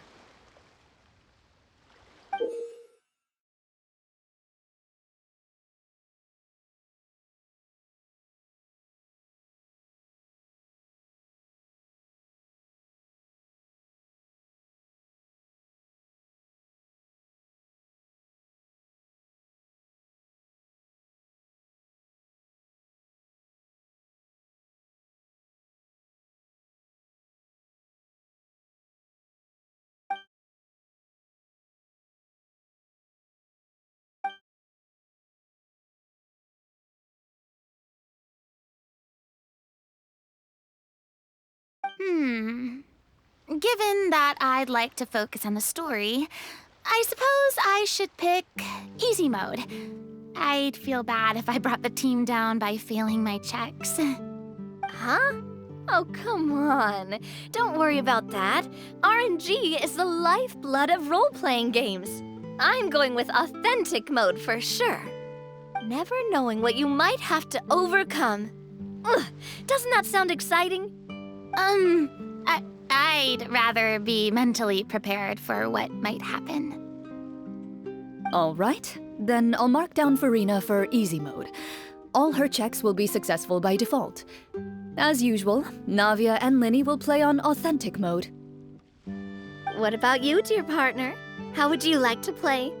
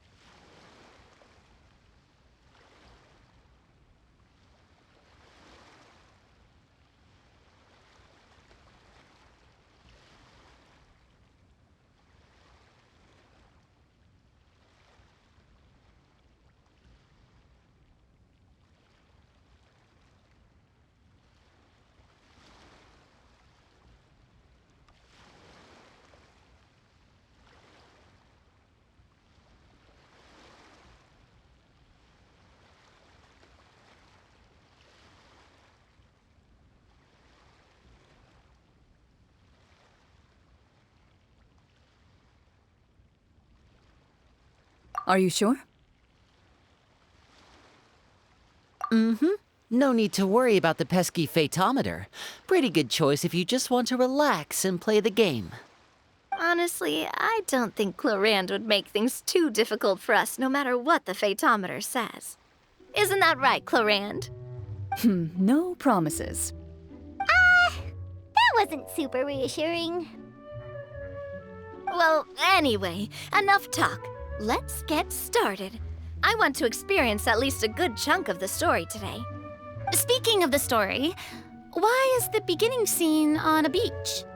Well, that's because... a long time ago, back when human civilization was still in its infancy, powerful demons and evil sorcerers ruled over the land. They created a host of monsters and sent them to slaughter all humans in existence. Soon, a group of human rebels banded together. With their swords raised, they swore to brave the darkness, and in doing so, subdue each and every monster that sought their destruction. They became known as the Marachose Hunters.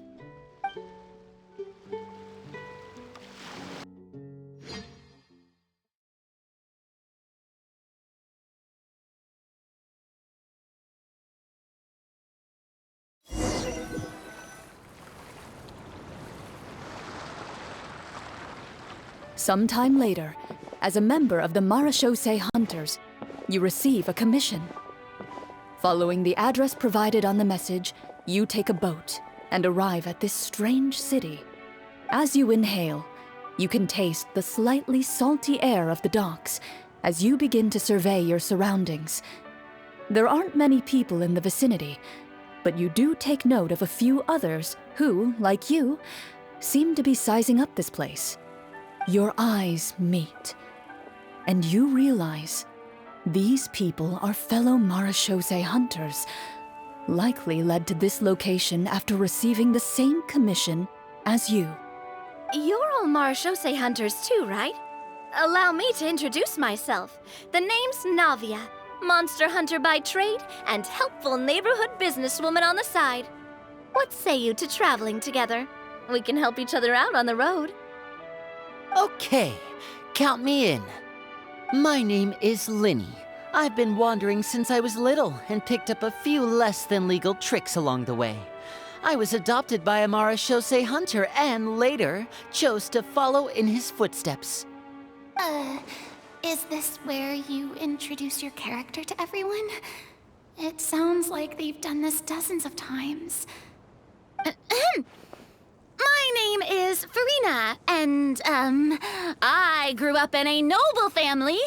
I always had a strong interest in performance and the arts. Even though I'm a Marachose hunter, what I really want is to be a performing artiste. Hey, that's really cool. You can do it, Farina. That's exactly how it's done. Paimon is Paimon, a good friend and companion to this Marachose hunter right here. I've been studying medicine ever since I was a child. I want to do my part to eradicate these monsters and use what I've learned to heal others. Oh, welcome, welcome. When we face the monsters, I'll make sure to charge in front to give everyone some cover. You can take care of the healing at the back. You open your envelopes at the same time. The message reads, "To the honorable and trustworthy Marachose hunters, our kingdom is currently facing a grave crisis. The lands outside the capital have been overtaken by monsters, and our people are being led astray by forces of wickedness. We beseech you, please help us resolve this crisis and return peace and stability to our home." Huh. The layout of this city looks super familiar. It kinda reminds Paimon of Mondstadt! The scriptwriter must have used a real-world city as a reference when coming up with the map. As experienced hunters, the layout of the city reminds you of places once traveled. You recall the sight of tree-lined streets and the gentle tranquility of days gone by. Yet, as you regard the city in front of you, it appears to be little more than an empty shell. Its hollow gates are open to you, beckoning you to come forth and bring salvation back to the town. I carefully read every line of the letter and turn my attention to the signatures at the bottom. Who issued this commission to us? You see a long string of unfamiliar names. It would seem that many of the residents of the city issued this commission together. They sensed that things were not right within the kingdom and sent a distress signal to the outside world. In that case, why don't we take a walk around the city and see if we can learn anything from the local residents? Oh, good idea. We might be able to get some leads on the monsters and bad guys we're after. You look up and see a tavern nearby. It appears to be open for the day. Why don't we go check out that tavern? If the novels I've read are anything to go by, taverns are usually full of information.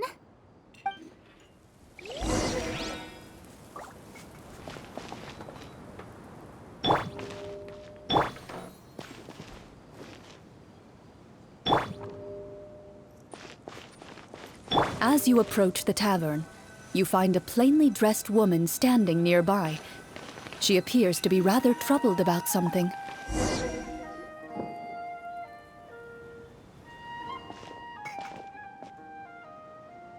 Greetings, friend. Lovely weather we're having today, don't you think?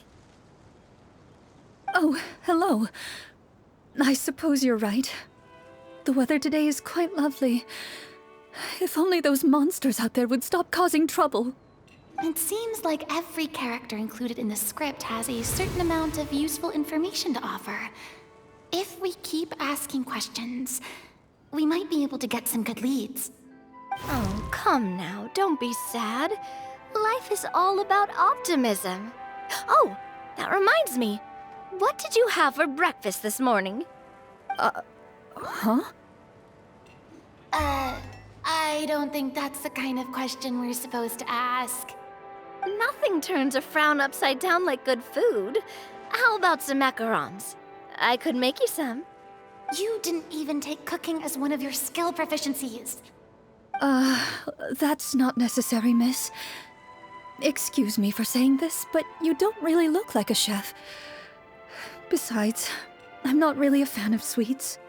So you're someone who barely smiles and doesn't like sweets.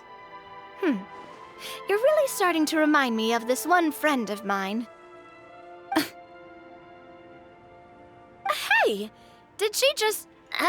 me? Chlorianne must have broke character for a second. This isn't getting us anywhere. Traveler, maybe you can think of something.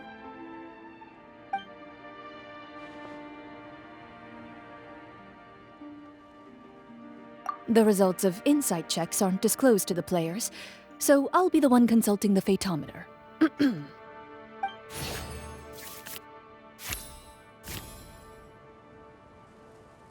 You recall all the lessons you've learned in your time and begin to carefully observe the woman's mannerisms. You notice that when she's quiet, she has an empty look in her eyes, as if her thoughts have drifted to a place far, far away. And when she speaks, she often subconsciously reaches out to touch the ring on her left hand. So you noticed. That's a little embarrassing. A horde of monsters suddenly appeared near the capital recently, so all the guards were dispatched to fight them.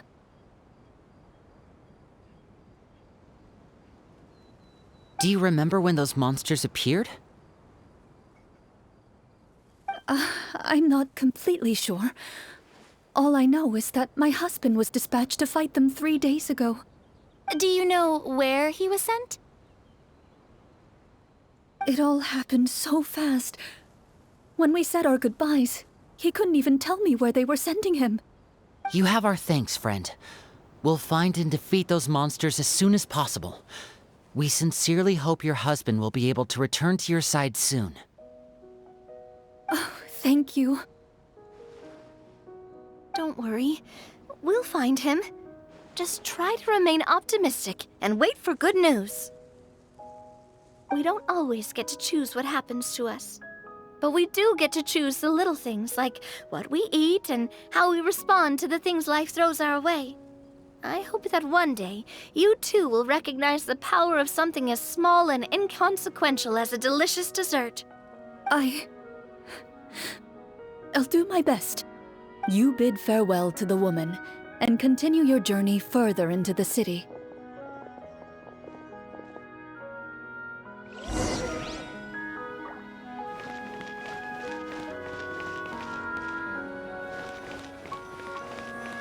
As you venture further into the city, the streets appear largely empty.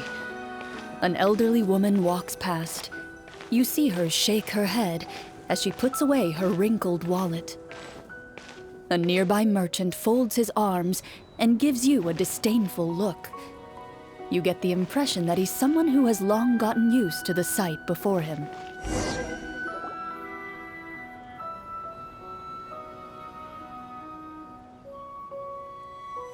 Although he doesn't seem very friendly, merchants are usually a good source of information, right? Pardon me, sir. I'd like to ask a question if I may. That depends. How much are you willing to pay? How about this much? What do you take me for? Some lowly beggar?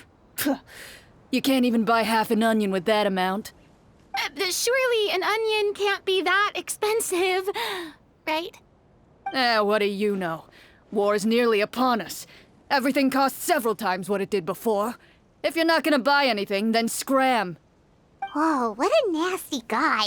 Maybe we shouldn't even bother talking to him. But he still might have information we need. Traveler, can you think of something?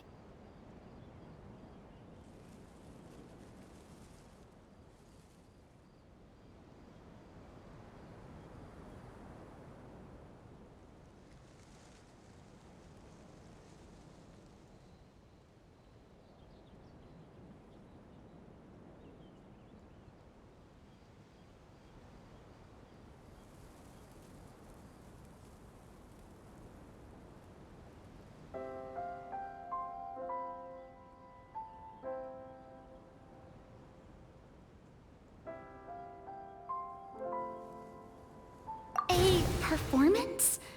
I've never played a role-playing game like this before, but even I can tell that suggestion is pretty far-fetched. Is a performance check really going to help here? All right.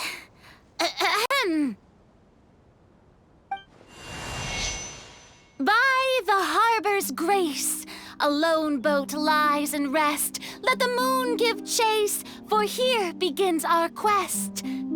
In the dark of shadow, our heroes seek to find where creatures born of evil weave their grand design. Blocked the road does stand, such is our hunter's plight. Yet with sword and courage in hand, they march forth to pierce the night.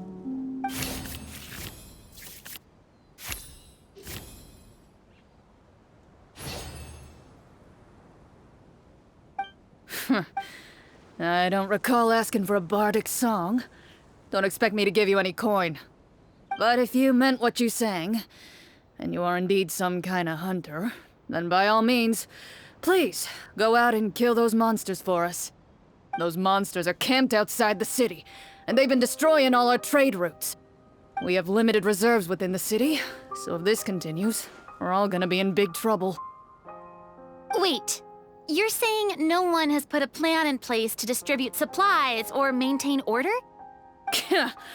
We could all starve and those nobles in the palace wouldn't even break a sweat. Who knows? Maybe they've been in cahoots with the monsters all along. That is concerning. Yeah, all right, I think I've said more than enough. Be on your way now. Got it. Thank you, sir. Don't mind him, Farina. He just doesn't have enough taste to appreciate your art. No. I was just thinking about how those nobles must be so cold-hearted. It's like they don't care about their people at all.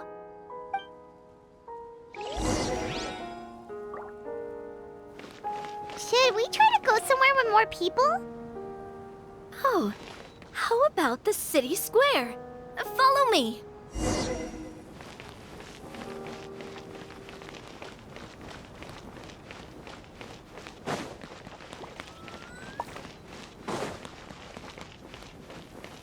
Before you lies the city's central square. You see a man with a slightly anxious look on his face, pacing back and forth, his head hanging low. He doesn't seem to notice your approach.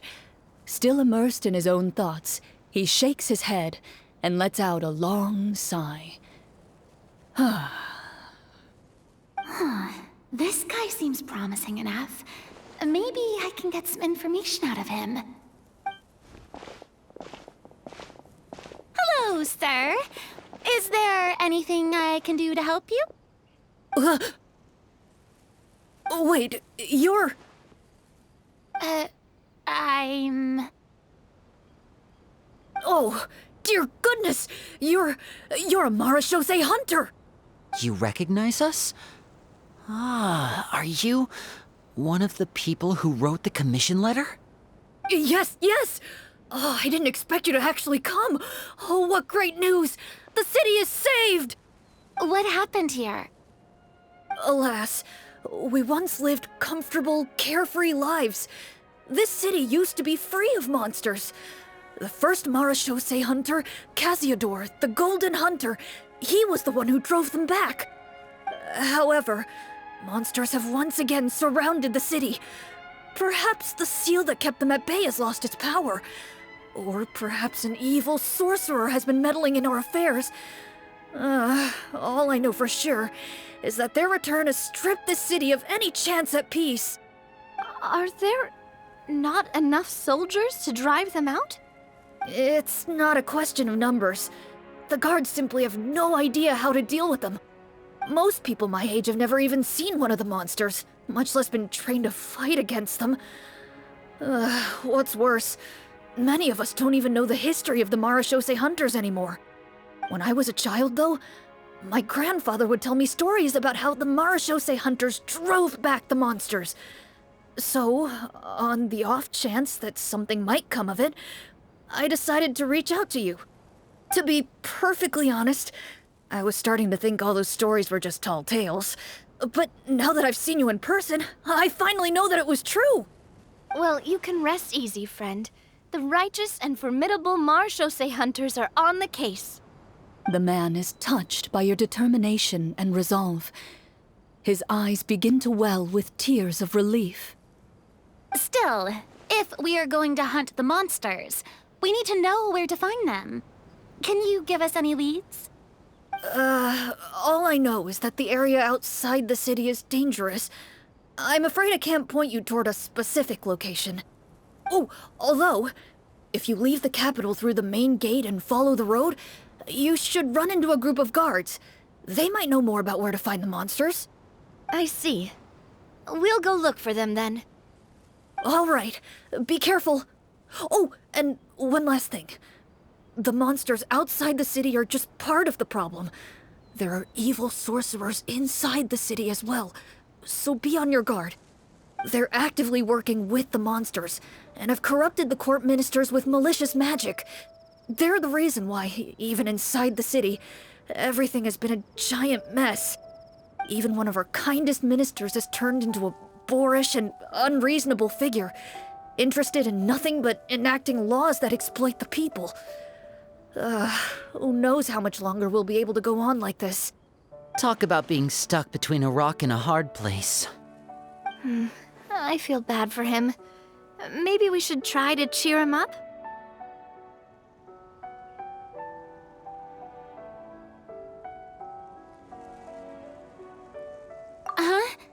Like, now? Is this really the right time? I appreciate your kindness, but for now, it's more important to focus on the crisis at hand. Brave hunters, I leave the future of this kingdom to you.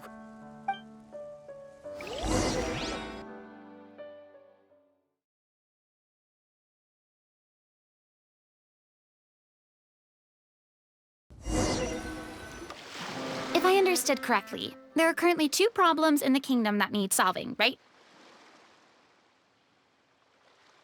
Exactly.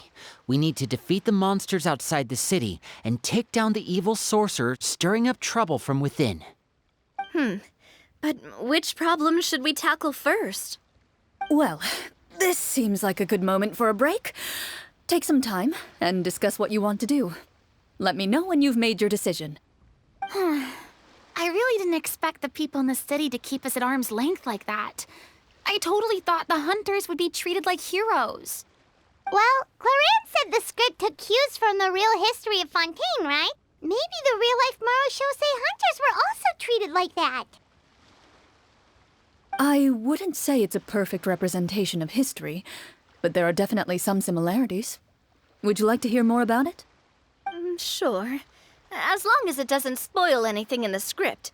You've brought up bits and pieces of the hunter's history before, but it was all in passing. Paimon wants to know too! The hunters were super powerful, right? Were they all from a special line of supernatural beings or something? Kinda like the yokai in Inazuma? No. All Maros-Shosei hunters were ordinary mortal fighters. The only thing that set them apart were the special sword techniques passed down over the centuries. Huh? So you mean anyone could become a Maros-Shosei hunter? In theory, yes. All you would need to do is survive the rigorous training and master the swordsmanship techniques required to fight the monsters. Still, most people dropped out at the early stages, and others called it quits the minute they saw a monster in person. To become a hunter, you must be strong in both body and mind. What kind of monsters did the hunters fight exactly? Oh, and the evil sorcerer the script mentions. Did they exist in real life too? The land of Fontaine once played host to an ancient dynasty known as Remuria. After that dynasty fell, monsters began to appear, intent on obstructing humans from establishing a new social order. One of the ancient sorcerers of Remuria used his power to assemble a formidable army of golems. He sought to use that force to establish himself as king. Now wait a second. Don't tell me that guy was the inspiration for the evil sorcerer in the script. We still haven't found any in-game information on him yet. So, why don't you talk about someone else for now? Well, I wasn't planning on going into anything you might be able to find out in the game. But if you want me to talk about something else, then... How about Casiodor, the Golden Hunter? Or Egeria, the ex-Hydro Archon? Wait, but those people are all from a super long time ago. Where did you learn all this, Claran? From my master. Huh. By master, you mean Miss Petronia? Someone you know? Absolutely. Miss Petronia and my father were good friends. Back in the day, she would often bring Clorand over to play, but then... Let's not get off topic. Anyway, back to what I was saying. Responding to Egeria's call, a number of warriors followed Casiodor into battle against the monsters. This group of warriors, under Casiodor's leadership, became known as the Maros-Shosei Hunters. Yet, as Fontaine entered an era of peace, their work gradually became obsolete. The Maros-Shosei Phantom, originally an association made up of hunters, eventually came to be predominantly comprised of Melusines. Ah, I see. That explains why most of the people in the script have forgotten the hunters or think of them as nothing more than a legend. Is that really a bad thing, though? It can get tough always being the one shouldering everyone's expectations. Depends on who you ask, I suppose. If the name of the organization no longer commands respect, investigative work is bound to suffer. Speaking of investigations, which problem should we tackle first? Monsters or evil sorcerer? I vote monsters. That's the main duty of the hunters, right? We can come back to the sorcerer later. Well said, Miss Farina. Plus, if the sorcerers really are the masterminds behind this whole thing, defeating the monsters could give us some clues on their intentions as well. What about you, partner? What do you think? It's decided then. All right. After some discussion, you decide to turn around and head out of the city.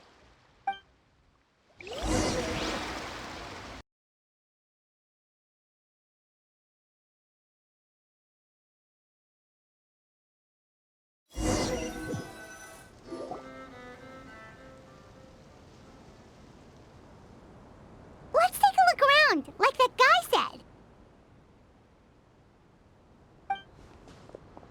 You there! Outsiders, halt! Who's there? An armored man approaches you. He has a tall, muscular build and a determined expression in his eyes. Just one look, and you can tell he's fought in his fair share of battles. Although he's trying his best to conceal his current state, his uneven gait and the sweat dripping down his forehead make it obvious that he's been wounded and is in serious pain. I'm the captain of the guard. I saw you sneaking around the city earlier, so I'll only ask this once. State your purpose, or it's off to the dungeons for the lot of you. Wow, it's been a while since someone's been this suspicious of us. I said talk, not whisper between yourselves. Have you ever heard of the Marchese Hunters? Marachose hunters? Ha! That fairy tale, you mean? What, you expect me to believe you're one of them?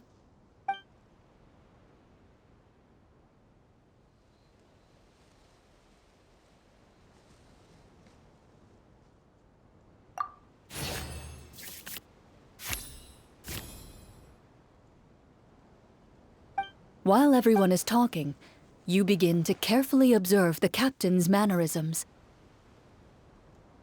Every so often, you see him glance toward a particular direction, with a pained expression on his face, as if an invisible thread is tying him to an unknown place.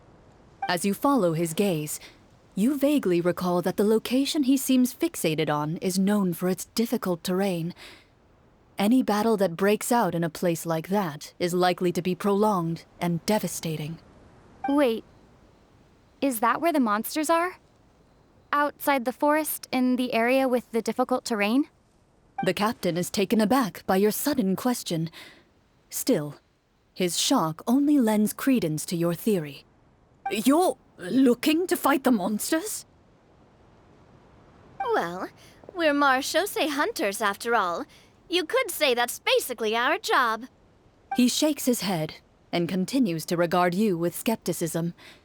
In the end, he decides to inform you of the locations where the monsters have appeared. Those monsters aren't easy to deal with, but if you insist on going, I won't stop you either. I just hope all the guards will be able to come back to their families alive. I wish you the best of luck.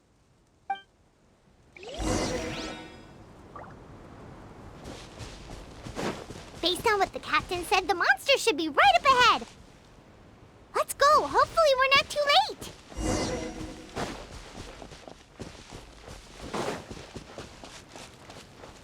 As you approach the battlefield, you see numerous people lying by the side of the road. They appear to be dressed like guards. Their faces are filled with desperation and terror. Some are screaming and cursing in vain, as if still trying to banish the monstrosities they saw from their minds.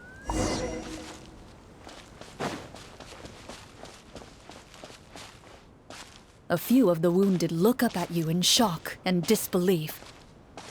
Quick, leave this place. Turn around and don't look back, they yell.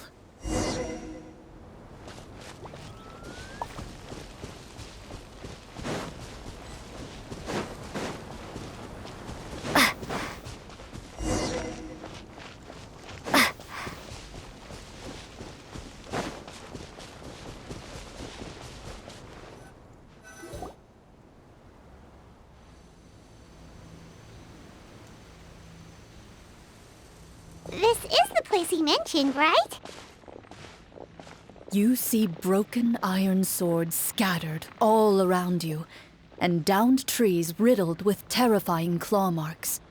All the signs point to one thing. A truly devastating battle just took place here. Be on your guard, everyone. The monsters might still be around. Before you can finish your sentence, you hear rustling sounds from the surrounding bushes. The monsters have emerged. They close in on you without fear. You get the impression that, in their bloodthirsty eyes, you're just another meal for them to devour. A little help here! This thing wants to eat Paimon! Your battle round begins now.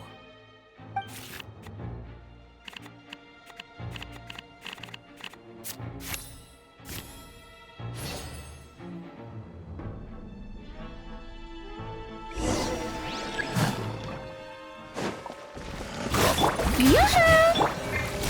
This one's got your name on it! Hey there! The next battle round begins now. And voila! Let's get this show on the road!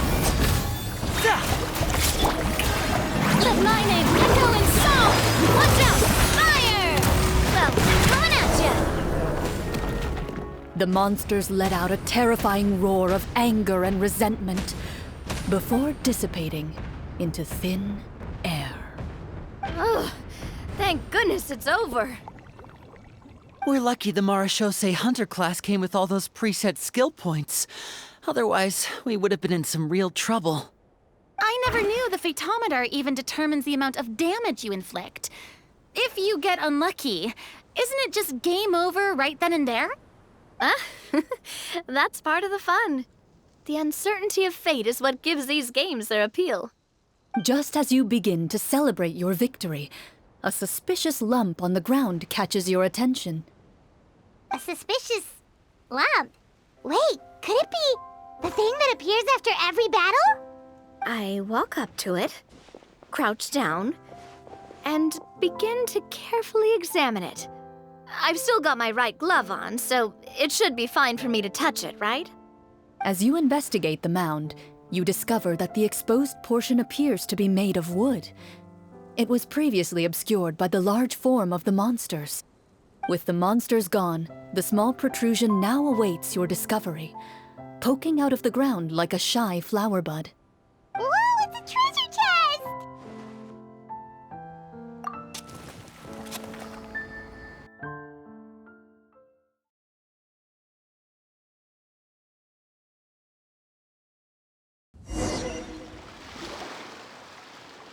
With everyone's help, you successfully excavate the wooden chest from the ground.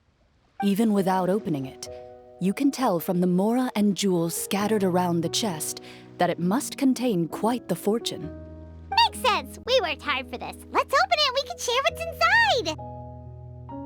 inside! I can understand your excitement, Paimon, but think about it.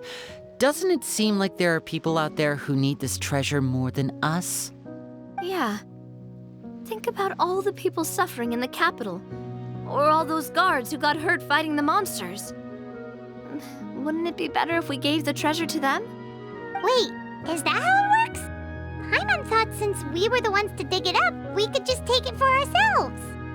Well, let's put it this way. Any decision you make during a role-playing game can impact the future course of the story. But would the people really believe us? It's hard enough for us to prove we're Marashose hunters. What if they think we procured the treasure illegally? They might get even more suspicious of us. That's definitely something we should consider. Maybe we can come up with an explanation in advance. Well, if donating it could cause that much trouble, why don't we use it to buy some gear and fill up on good food? Then we'll be ready to fight even more bad guys. Looks like you're facing a difficult choice once again. Well, it's getting late. Why don't we call it a day for now? Wow, where did the time go? I'm not sure if it's because I'm having so much fun with you all or because the story is particularly enticing, but I feel like I could almost keep going. Here, here. Ooh, how about we play through the night? I'm not sure I'll have enough energy for that. Yeah, that won't work for me either. Lynette will give me an earful if I get home too late. I understand how you feel, Navia, but we have to change venues for the next part of the story anyway. Huh? Another location? There's a special note for the GM at the end of this section that says to proceed to an indoor set for the next part of the script. Whoa, they really pulled out all the stops for this new script. Well, even if we end the game for the day, we can still stay a little longer and hear Cloran finish her story, right? Paimon wants to hear more about the history of the hunters. Something tells me you just want to finish the free desserts before we break for the day. That's just a coincidence, okay? Besides, to Paimon, not finishing free food feels even worse than having to buy her own. And anyway, Paimon really does want to hear more about Cloran's master. Well...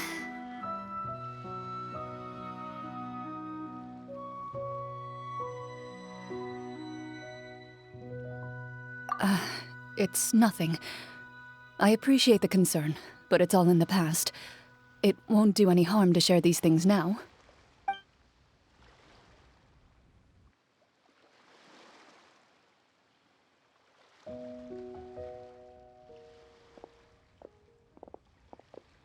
My earliest memories are of living with Master. According to her, she saved me from certain people of ill repute. My birth parents had left me behind some time before that. What a heavy beginning for a life story. Master was a fascinating individual, if inexperienced in the ways of raising children.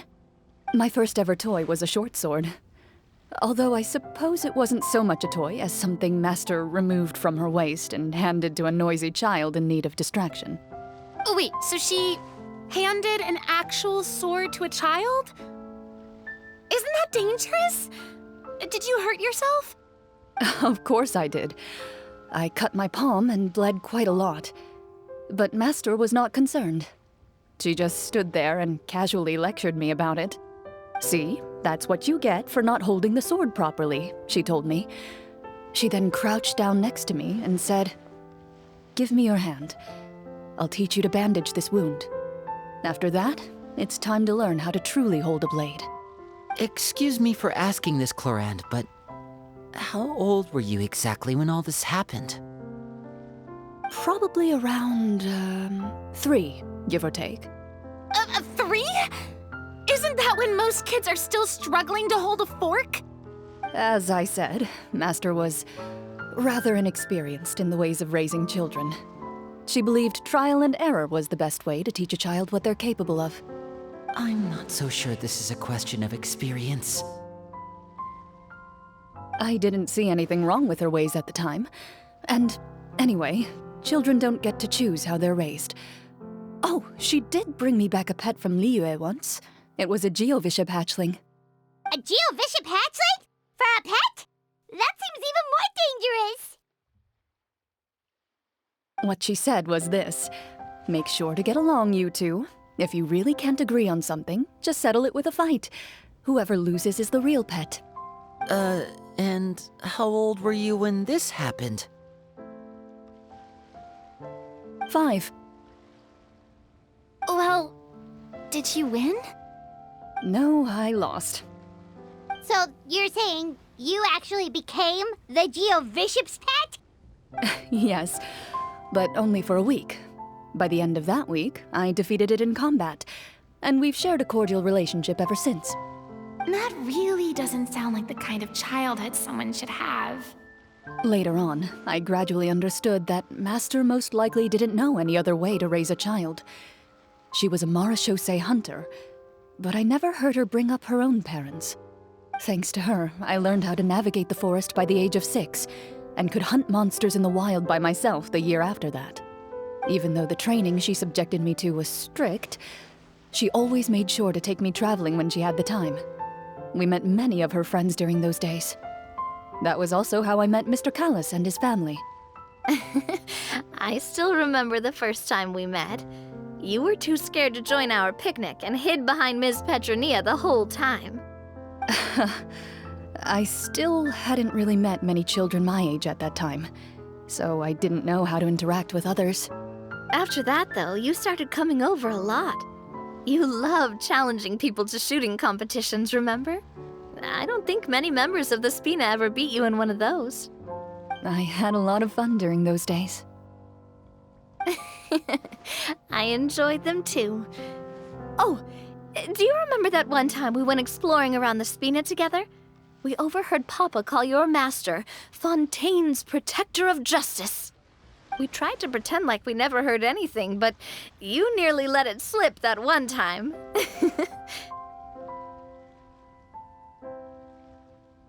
Protector of justice?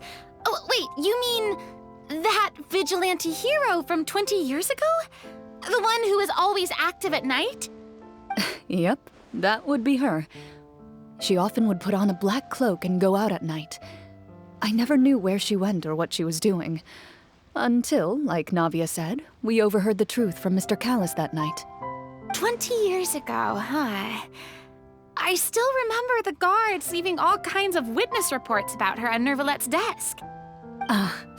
My apologies. Oh, there's no need to apologize. You had nothing to do with it. And anyway, everything she did was for a good cause. Although, calling herself the protector of order was a bit much, especially when she deliberately operated outside the law. Huh? When did the protector of justice become the protector of order? Oh, she had a bunch of code names. I heard she would just come up with a name on the spot whenever she was asked. Later on, she probably got sick of answering those questions and decided to stick to just two: the protector of justice and the protector of order. That sounds like her, all right. I bet she forgot which of the two she'd use by the time she got back each night. Well, she certainly sounds like a fascinating individual. With her strong sense of justice, it's no surprise her student followed in her footsteps. It's true. I always wanted to become like her. Someone powerful, independent, and with a strong sense of conviction. But...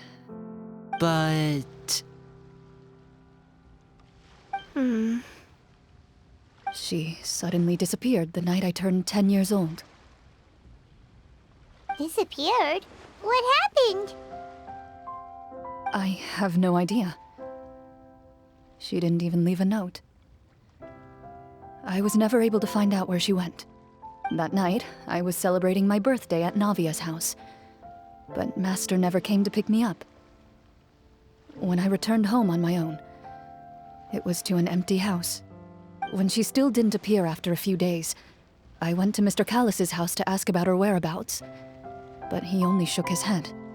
Papa probably didn't know either. I know he sent a few people to investigate the matter in secret, but they never found any credible leads. Don't worry, I understand. To be perfectly honest, given Master's personality and way of doing things, it all made a lot of sense. If I had to guess, I'd say she probably used it as an opportunity to force me to become independent. Just like how, when a litter of kittens reaches a certain age, the mother willingly leaves them behind. Were you upset, Clorinde?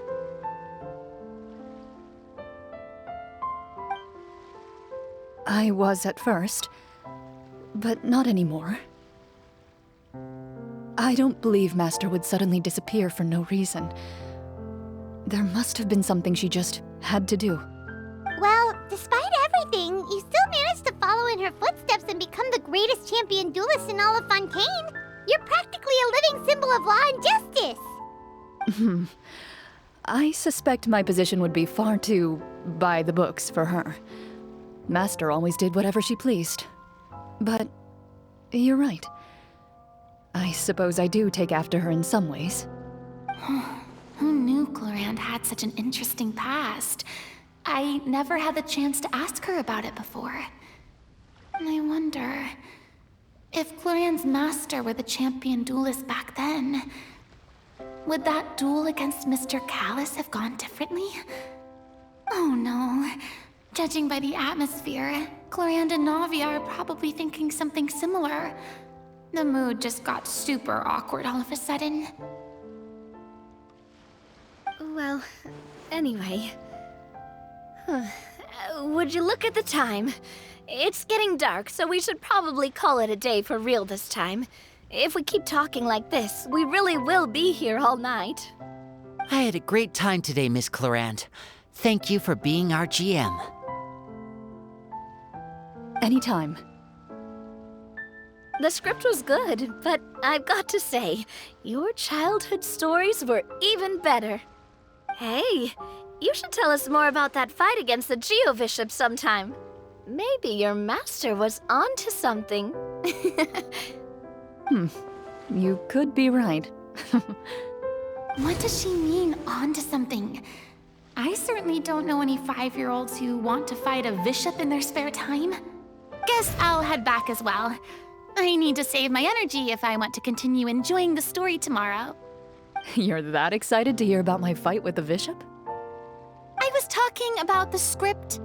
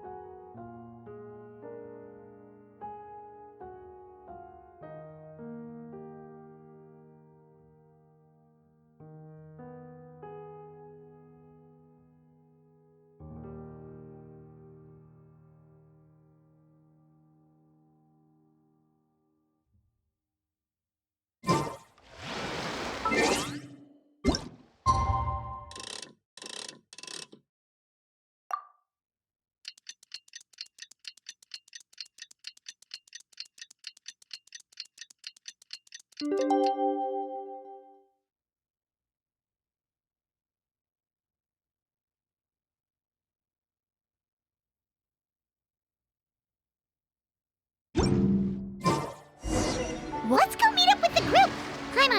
looking forward to today's story.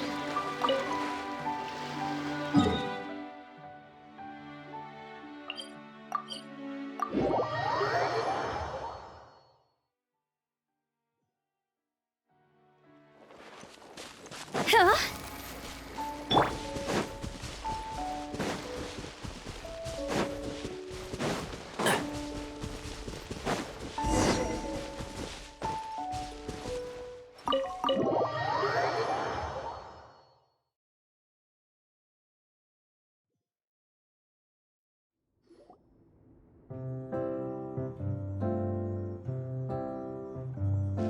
Looks like everyone's here. Now, before we begin, why don't we finish where we left off yesterday? There was an important decision to be made, yes? I'll pour everyone a cup of tea. Is that really the most important part, though, Clorand?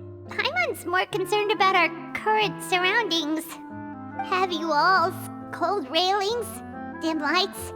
This is obviously supposed to be a prison. I admire the work put into the set. Still, it's obvious the scriptwriter has never paid a visit to the fortress of Meripede. So the set is going to be a part of the script? Unfortunately, that is something I can neither confirm nor deny. Anyone think Clorand's smile is starting to look kinda scary? Well, whatever happens, we'll just have to push on. But first, we should really figure out what to do with this treasure. If we're worried about arousing suspicion because of our identity, why don't we give ourselves a different name, just like Clorand's master did? Yeah, it might be better to keep a low profile. As long as we're helping people, it doesn't matter who we are or what we're called. Staring at me won't get you anywhere. Or did you want some more tea? Oh, Paimon's good. Thanks. Why aren't you saying anything, Navia? Wait, what's that next to you? Oh, this is the short sword Clorand mentioned last night. I found it. Huh.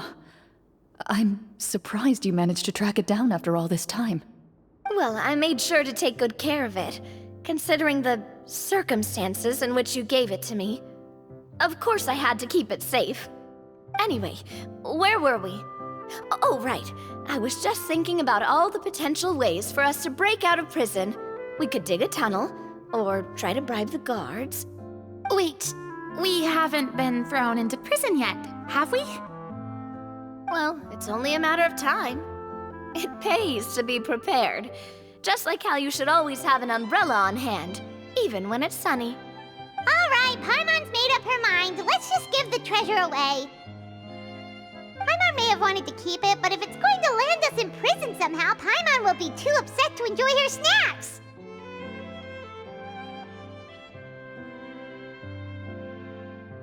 So, you reached an agreement? All right then, we can continue with the story. Oh, and we'll collect all the scattered pieces of treasure on the ground as well. All right. You collect the treasure and make your way back to the capital with your bag of loot in hand.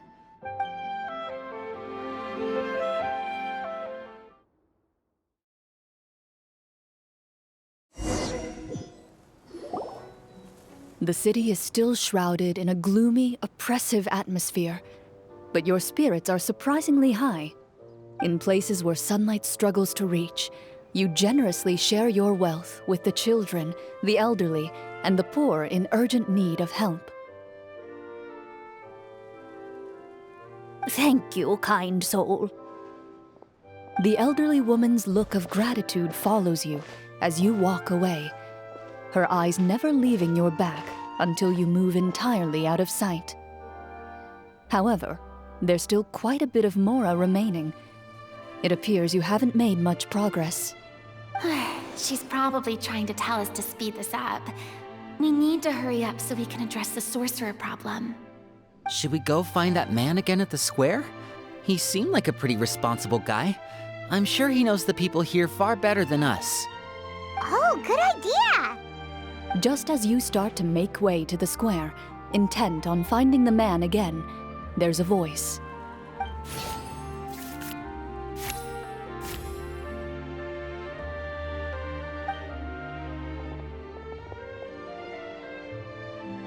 Please wait, distinguished guests.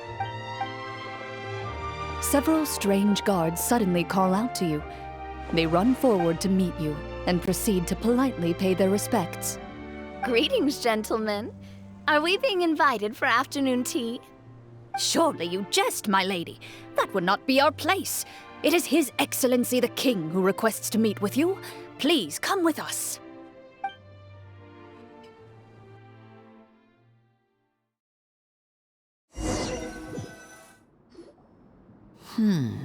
Do you think this could be a trap?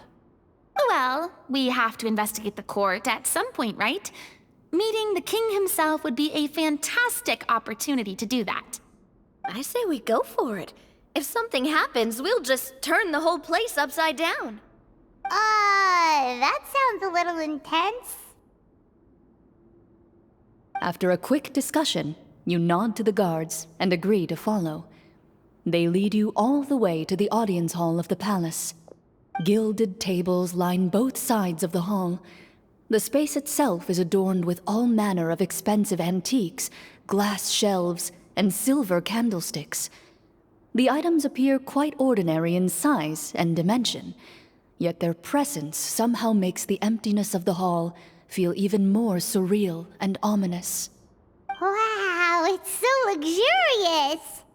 The elderly king, clad in a magnificent robe, sits upon the deep crimson throne before you. He wears above his head a majestic crown, with a gemstone the size of a bird's egg set right at the very front. As you observe it, you see a complex pattern of light reflect off its surface. Ahem! They're here, Your Majesty. A man dressed in dark clothes, likely a minister, shields his mouth with his hands and bends down to whisper a few words to the king. After a moment, he lowers his hands and stands back up. His gaze shifts to fixate on your group, but he does not move from his place at the king's side. The king does not appear entirely aware of his surroundings. The man by his side, though, we should keep a close eye on him. The king remains still and says nothing. The minister is the one who speaks. Esteemed guests, allow me to thank you for coming to our faraway kingdom. Unfortunately, His Majesty the King finds himself quite exhausted from work. So please allow me, his Prime Minister, to welcome you in his stead. I've heard tell that your group, the Marechaussee Hunters, used your exceptional ability with the sword to repel the monsters near the capital. Such a great deed deserves to be rewarded. However, seeing that I was not fortunate enough to observe such a feat with my own eyes, you'll forgive me for seeking to verify the truth by speaking to you myself. Well, we've got nothing to hide. You brought us here to talk, right? So we'll just explain what happened.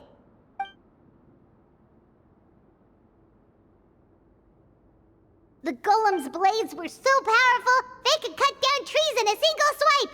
It took a lot of effort to defeat them, even for trained swordsmen like us. Well, that was enough details, right? Believe us now? Your account does indeed match those of the survivors. Since you were the ones who defeated the monsters, that must mean you are also in possession of the treasure they stole?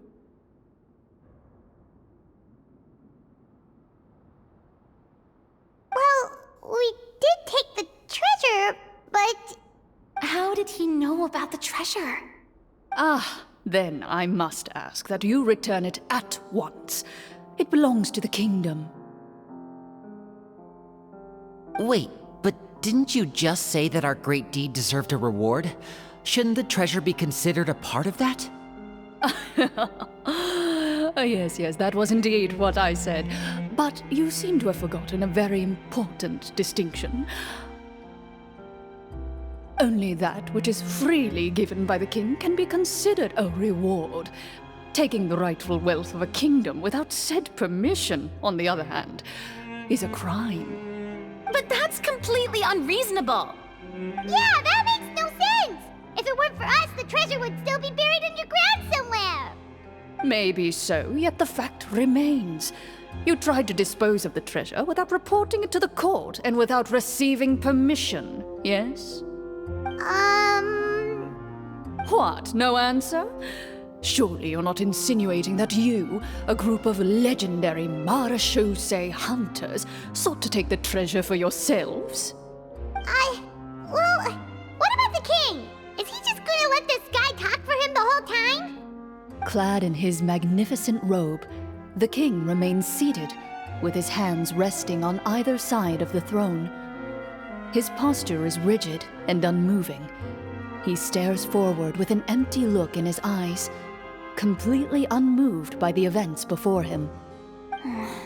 From the look of things, could the Prime Minister be the evil sorcerer? Or could both the king and the Prime Minister have fallen under the evil sorcerer's control? I would like to observe the number of guards stationed in the hall. The guards in the palace appear fully armed, their expressions solemn. Sensing the tense atmosphere in the room, they stand at the ready, each with a hand placed upon the hilt of their sword, as if prepared to draw their weapons and surround you at a moment's notice. Well, there goes my plan to turn the whole place upside down, I guess. It appears we've been visited by nothing more than a group of ill-intentioned imposters. What a pity. Guards, take them away and throw them in the dungeons. Before I decide your fate, however, I must first determine whether you have any accomplices outside the court. Can't we try to slip away? Or maybe start some kind of riot? But if we try to fight the guards right now... Don't worry. At least we figured out who's behind all this. Let's just play it by ear. If you're scared, Paimon, just hold my hand. Thanks, you guys. You allow yourself to be led away by guards surrounding you on both sides. It's only when you begin to feel drops of water falling from the dungeon ceiling and smell the stench of death and decay all around you that you finally realize you've stepped into a completely different world. Stay here, and don't try anything funny. The guards lock the cell door and leave without looking back. Wait, sir! Your voice echoes through the dark hall, but the only response you receive is the sound of water dripping from the ceiling. No! What should we do now? Carve out a new path of fate with our own two hands, of course. I draw my weapon. You reach toward your waist, but find nothing there. You now recall that your weapons were confiscated before the guards locked you in the cell. The bag of treasure along with them. What about that knife I hid in my boot? When did you hide it in there? When I was thinking about digging a tunnel. Rejected. You failed to inform the GM of this course of action. Moreover, the guards would have conducted a thorough search before throwing you in prison. And the keys to the cell aren't anywhere to be seen? Correct. You don't even feel a lock hole on the cell door. Oh, well, there goes all our plans. Indeed. Huh? Why are you the one saying indeed? Because that statement holds true for me as well. This is where the script ends. What? But that's a terrible ending! Generally speaking, this should be the point where the scriptwriter gives the players some kind of hint, or gives the GM some kind of code for how to move forward. Maybe they just really wanted us to be immersed in the feeling of being in prison? Like, they'll only show us the way out once we've grown truly and utterly desperate? That is a possibility. If only there were desserts and tea in real prison. Oh, wait, guess that's kind of how the Fortress of Meripede works if you're lucky. Oh, before I forget, Navia, the short sword you had with you earlier. I took a closer look, and the craftsmanship doesn't appear to resemble anything from this era. If I remember correctly, that style was last in vogue several hundred years ago. Wait, Cloran said that sword used to belong to her master, right? Does that mean her master has been alive that long? I doubt it. The way she went about things often made her seem childish more than anything. I'd say the sword was most likely an heirloom passed down over time. Hang on. A precious heirloom passed down to you by your master. And you gave it to me just like that? You weren't worried I might lose it? Master left many things to me when she disappeared. There was the sword, an old key, and a good amount of junk she probably just didn't want to take with her. I gave you the sword back then, because I didn't want our friendship to end. Wait, when did this happen exactly? After the duel. Between Mr. Callis and myself. Before that, Clorinde would have meals with us and even stay over at the Spina some days. She was on great terms with Papa as well. After the duel, though, there was a period of time where we simply didn't know how to face each other. She entrusted this sword to me, and never came back. We were both sad, and conflicted, and totally overthinking everything as a result. Whenever I looked at this sword, I couldn't help but wonder if Miss Petronia had never introduced us to each other at that picnic. Maybe part of the sadness I was feeling could have been avoided. Back then, it felt like I hadn't just lost a father, but a close friend as well. No one can change the past. The most important thing is that you two found your way back to each other and can enjoy things like this together. Yep, you're right. I'm sorry, you two. I didn't mean to bring up any sad memories. Think nothing of it. No one here is at fault.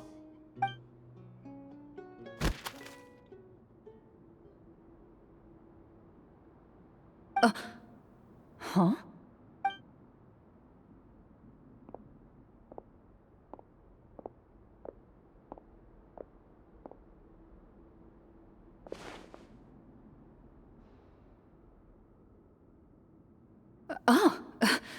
Looks like the next part of our script is here.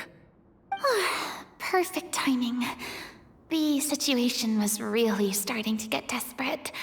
And not just because of the prison thing. From Corinne's face, Paimon really can't tell if it's good news or bad news.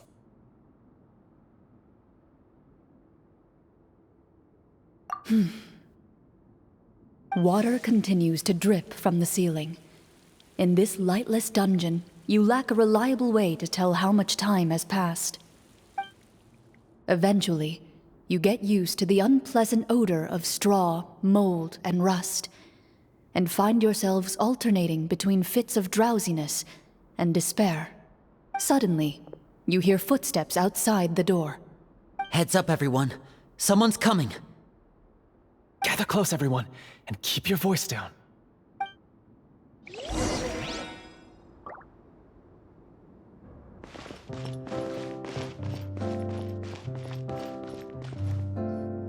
Who are you? I work as a guard in these dungeons, but my true identity is the same as your own. I'm also a marechaussee hunter. Huh? Shh! I've already sent away the other guards, but if we make too much noise... I understand, but how can we be sure we can trust you? The king has issued a formal decree. In light of the irrefutable proof of your crime, you're to be executed before tomorrow's sunrise. If you want to escape, it has to be now. Executed? We barely did anything! Monsters appearing at the same location as the treasure. Could this entire thing have been a trap? There will be time for speculation once we're out of here. As for my identity, I have no way to prove that to you just yet. Infiltrating the capital was difficult, and finding a chance to speak with you has taken a lot out of me. I could go on, but I think we can all agree that now is not the time for details.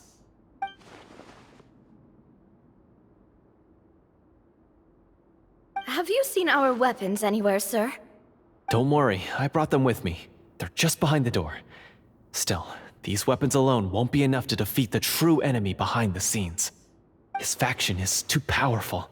The guards are all under his control, and he's even stationed a number of golems in various rooms throughout the palace. To defeat him, you must find a secret vault. It is said that within that vault, the Marashose hunters of the past left behind a treasure with the power to defeat the sorcerer. You're not coming with us?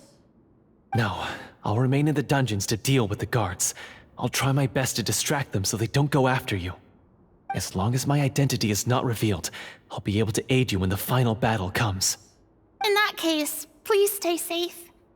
Thank you for your concern. I will do my utmost. As for the location of the vault, here, this map should lead you there.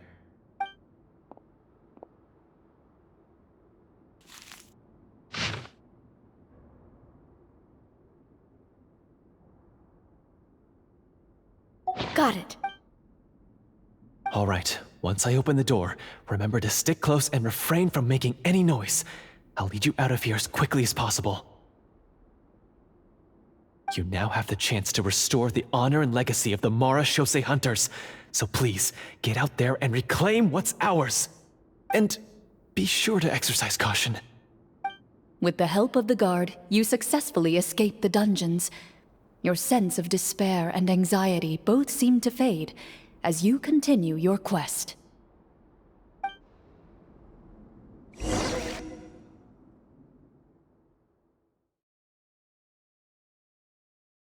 Wait, we didn't get to use our skills at all while we were in prison. Who knows when we're gonna get the chance to use that cool summon spell? That is a pity, but we can only continue to move forward. Keep up.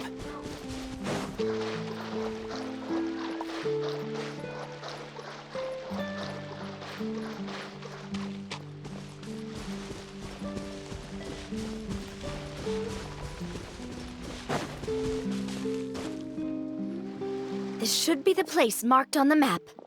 This bit of rock certainly looks suspicious. Well, I'd say an investigation's in order then. Plus, if all else fails, we can just blow it up. Wow, you really meant that! Before you lies a serene stretch of open water, its surface shimmering a brilliant shade of sapphire blue. Well, guess this means it's time for a swim!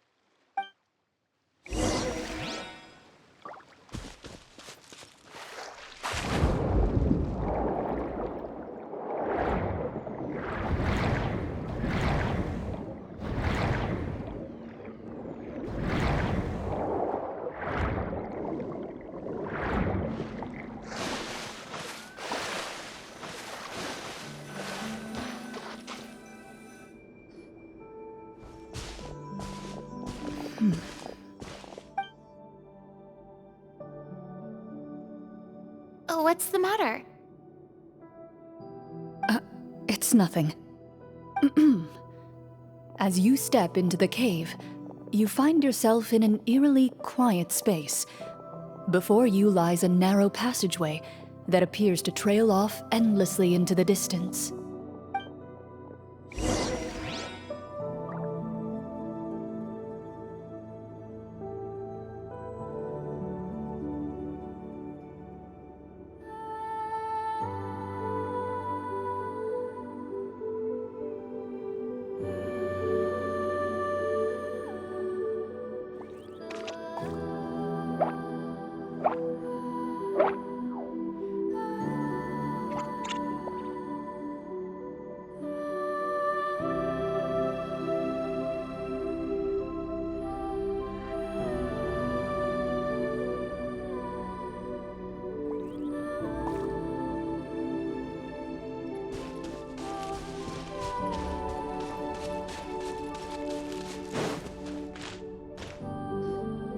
Wow, this must be where the treasure is hidden! But this door is blocking our way in. It almost looks like it's been here for quite some time. I've got to hand it to the tabletop troupe. They really went all out with the props. Huh. What have we got down here? A kind of mechanism connected to the door? Ah, it looks like we might have to arrange it into a certain pattern. A pattern on a stone door. That's something Master mentioned before. Is something wrong, Clarant? After a long, difficult journey, you finally arrive at the location indicated by your map. It appears to be an ancient site of some sort, where treasure likely awaits. Your surroundings are exceedingly quiet and serene, as if the secret that slumbers here has never once been disturbed. If you listen closely, you can almost convince yourself you can hear the sound of its calm, gentle breathing. That description makes Paimon feel kinda bad for disturbing this place.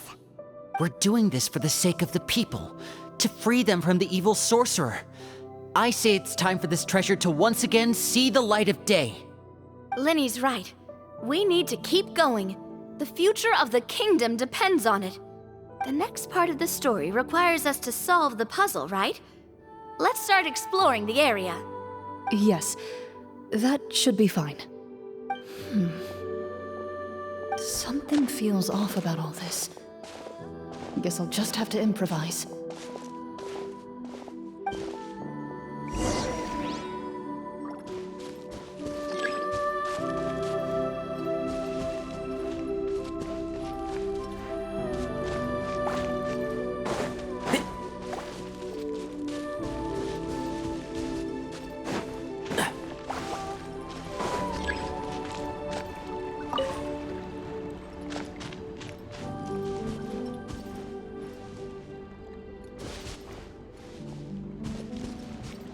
I found something! Found something here, too.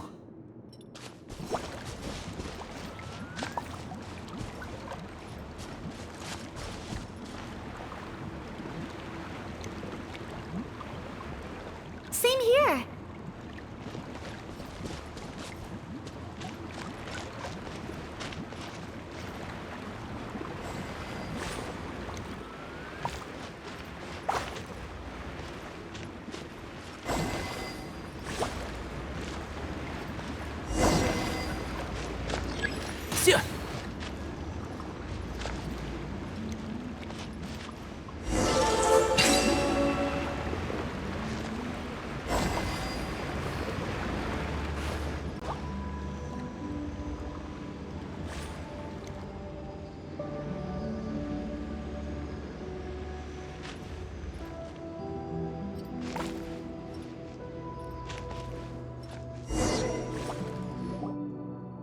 It worked!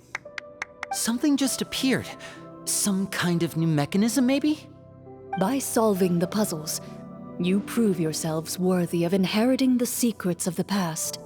At the end of each puzzle, you're rewarded with With? a key.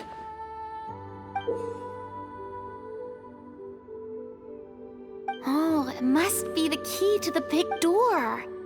Huh? This is one of the Marashose Hunter keys that are passed down from generation to generation. It looks just like the one Master passed down to me. It is said that 4 keys in total are required to form the final, complete key. And it seems like we just collected 3 of them. That must mean... Huh? What's wrong? You hear a few strange noises. Suddenly, all the torches in the ruin go out at once. Huh? What's going on? Did we fall into another trap? For the sake of immersion, please close your eyes, everyone. Without the torches, the space is now completely dark, and you cannot see anything.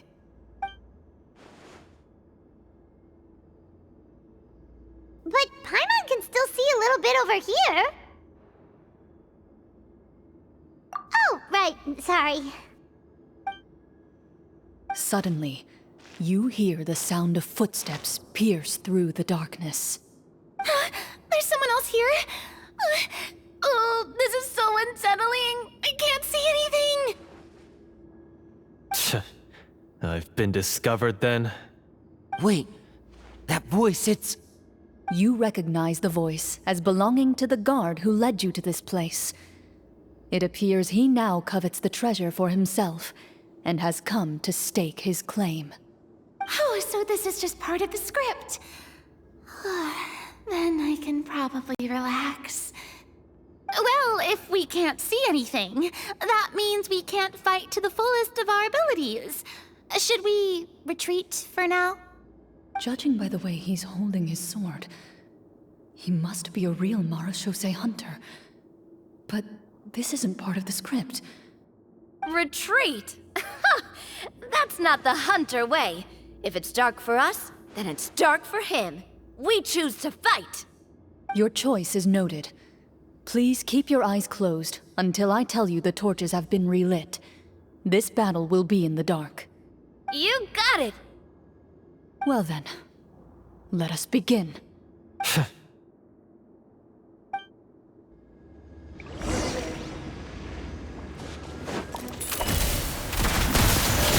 like to try to hit him with my sword.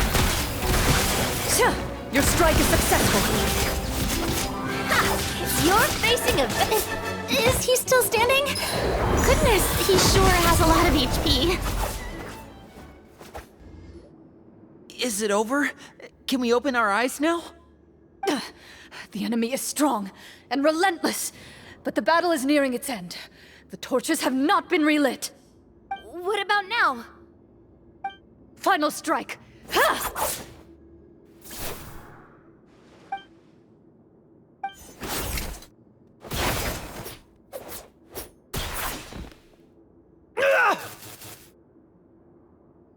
Well, did we get him?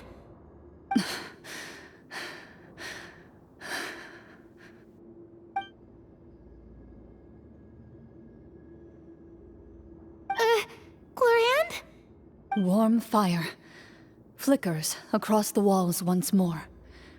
Your vision is now clear. In an impressive display of courage, the four of you successfully defeat the uninvited guest. That look in his eyes. It's like he became an entirely different person as soon as I defeated him. Huh? Mr. Florian? Oh, wait. We're supposed to be role-playing. I should stay in character. Speak your name, guard. Why did you lead us here just to betray us? Is this treasure really more important to you than bringing peace to the kingdom?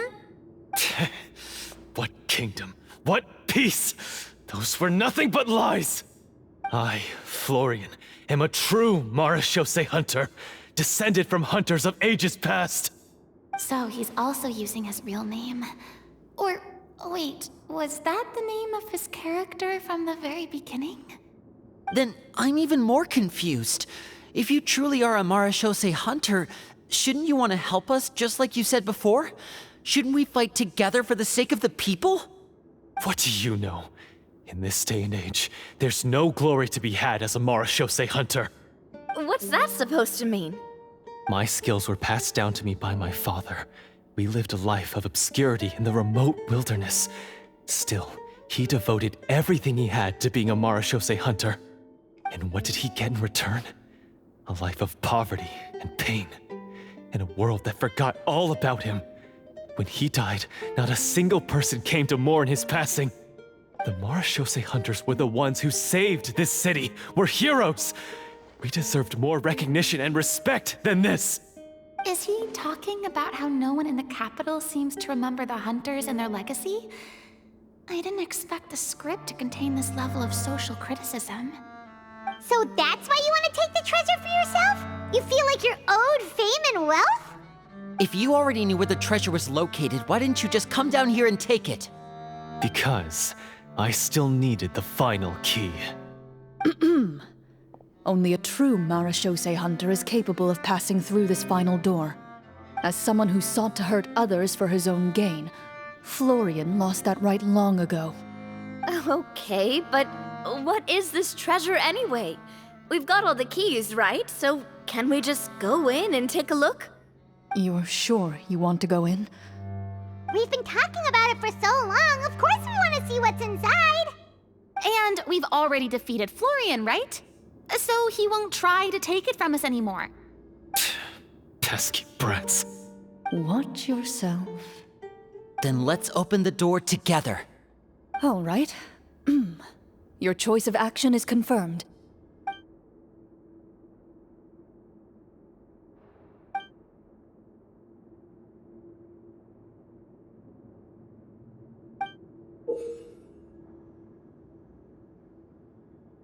Before you, the door to the treasure, sealed and undisturbed for more than 100 years, finally swings open. You hear the shrill wail of the door hinge as it rotates for the first time after years of disuse, almost like a sleeping giant letting out an extended yawn. You get the impression that the secrets buried behind this door might be just as heavy as the sound you just heard. It's open! Come on, let's go in! Paimon wants to see what's inside! Ooh, me too! Ugh, uncovering hidden treasure is the most exciting part of adventuring. What do we have here? Uh-huh. A stone tablet? And some shabby weapons? You call this a treasure vault? Looks more like an abandoned warehouse! Maybe the troop ran out of budget at the end? They provided a super immersive experience at the beginning only to drop the ball at the most important part? They could have at least filled this place with cardboard Mora or something! Wait, I get it now. Paimon, this is the real Marachose Hunter treasure. Huh? This is it? The Marachose Hunter treasure is just a stone slab and some broken swords? I can't believe it. I refuse to believe it!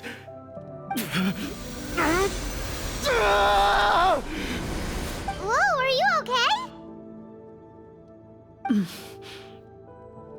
The Marachose hunter before you appears to suffer a serious mental breakdown. He needs to leave the room for a moment to collect himself. One of you seems to understand the significance of the treasure already. If the rest of you wish to follow suit, you may remain here in the meantime and explore your surroundings.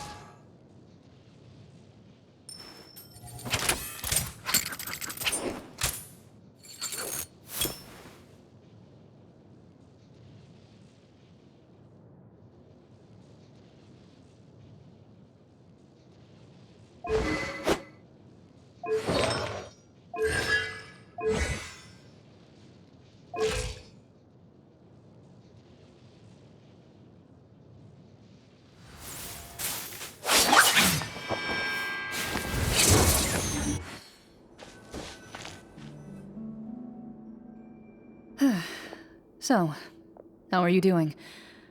Feeling any better? What just happened? Do you remember how you got here? Or what happened to your body just now? I remember now. I brought you here because I wanted to... The explosives in the cave! You mean these? Huh? How did you... I could tell something was off the moment I stepped into this cave, so I kept an eye out. I've already dismantled the whole thing. So the strongest champion duelist in all of Fontaine saved the day once again. Guess I shouldn't be surprised. It would seem your skills as a Marachose hunter are as sharp as ever. I deserve some answers, don't you think? Tell me why you wanted to lure me here. Everything you said earlier sounded like the truth. Luckily, your monologue was dramatic enough to convince my friends you were just role-playing. I don't know. I just always felt like there was something in my heart that didn't belong to me. Something agitated and angry. Who knows? Maybe it was my own anger all along. I could never really tell. The feelings about my father and the other Marechaussee hunters are real. It just wasn't fair. I was angry, bitter that no one remembered them or praised their accomplishments. I don't know when it started, but at some point, my anger came to completely consume me. At that point, I remembered the legend my father used to tell me. The one about the treasure. But if the treasure was all you cared about, why plant all those explosives? Wouldn't they just destroy the treasure and bury you along with it? I can't remember. My head is a mess. It felt like there was this voice telling me to eliminate the hunters, but now it's gone. From your description, I suspect you were dealing with a devorator. Devorator?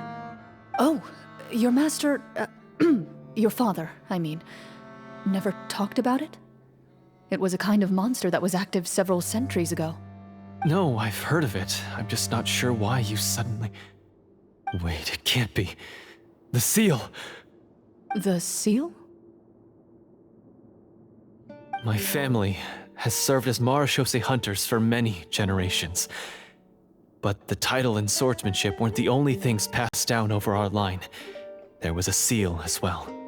My father instructed me to always watch over that seal and maintain it regularly. He said it had been passed down over a truly ancient age, and protecting it was our clan's most important duty. But I neglected that duty after he died. I finally decided to come down and check on it one day, and that's where my memories become fuzzy. The Devorator would be a formidable adversary for any mortal being, even ones as capable as the Hunters. If you lacked the power to completely destroy it, you could easily fall prey to its influence and corruption. In light of this, some Marechaussee hunters chose to seal the Devorator away, in the hopes that a permanent solution would come with the passage of time. I heard it has the power to amplify the obsessions and desires in people's hearts, to the point where they overtake you entirely. It would seem I'm not just lacking in skill with a blade, but in mental fortitude as well. And yet, you were able to retrieve 3 of the 4 keys. If I remember correctly, each was entrusted to a respected and capable hunter. How did you manage it? One of them belonged to my father. The second I stole from a different hunter. And the third... was one that I snatched while the person was on the way home from the tavern. I nearly died in that alley. I know just how strong you are. It's as clear as day to everyone in Fontaine. I observed you from dusk to dawn, but could never find any opportunity to sneak up on you.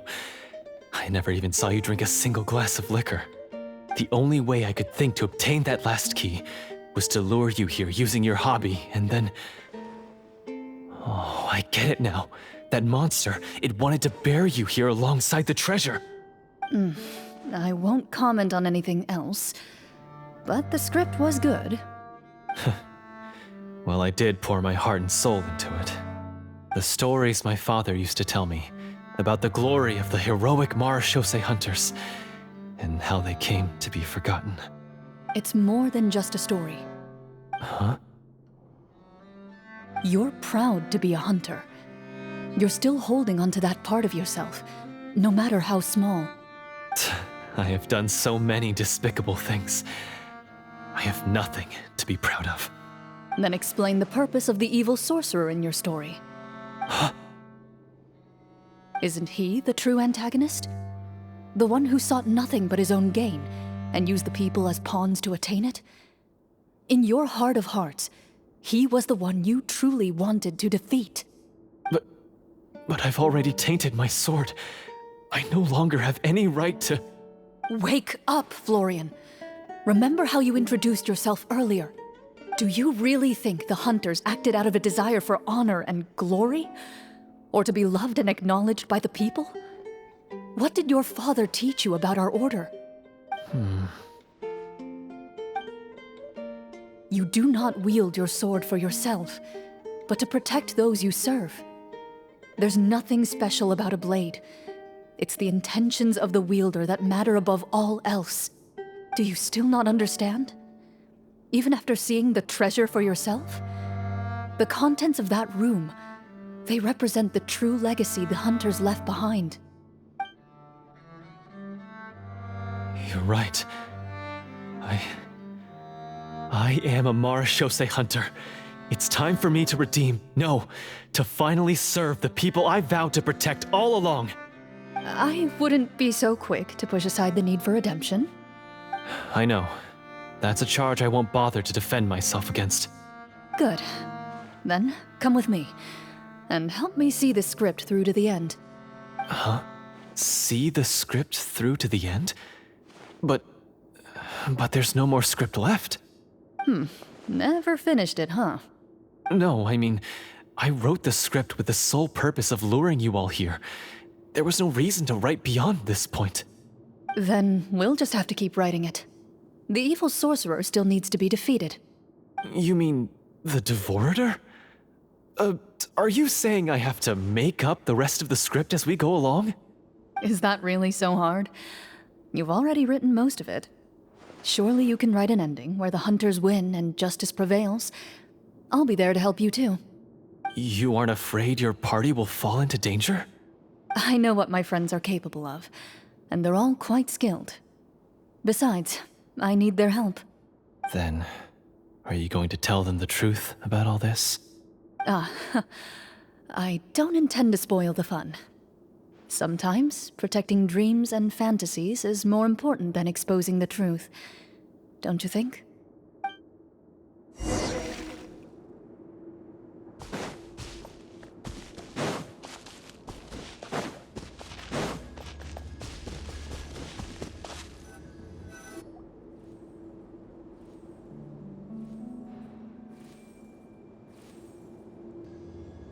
They're back! That took a while. Ahem!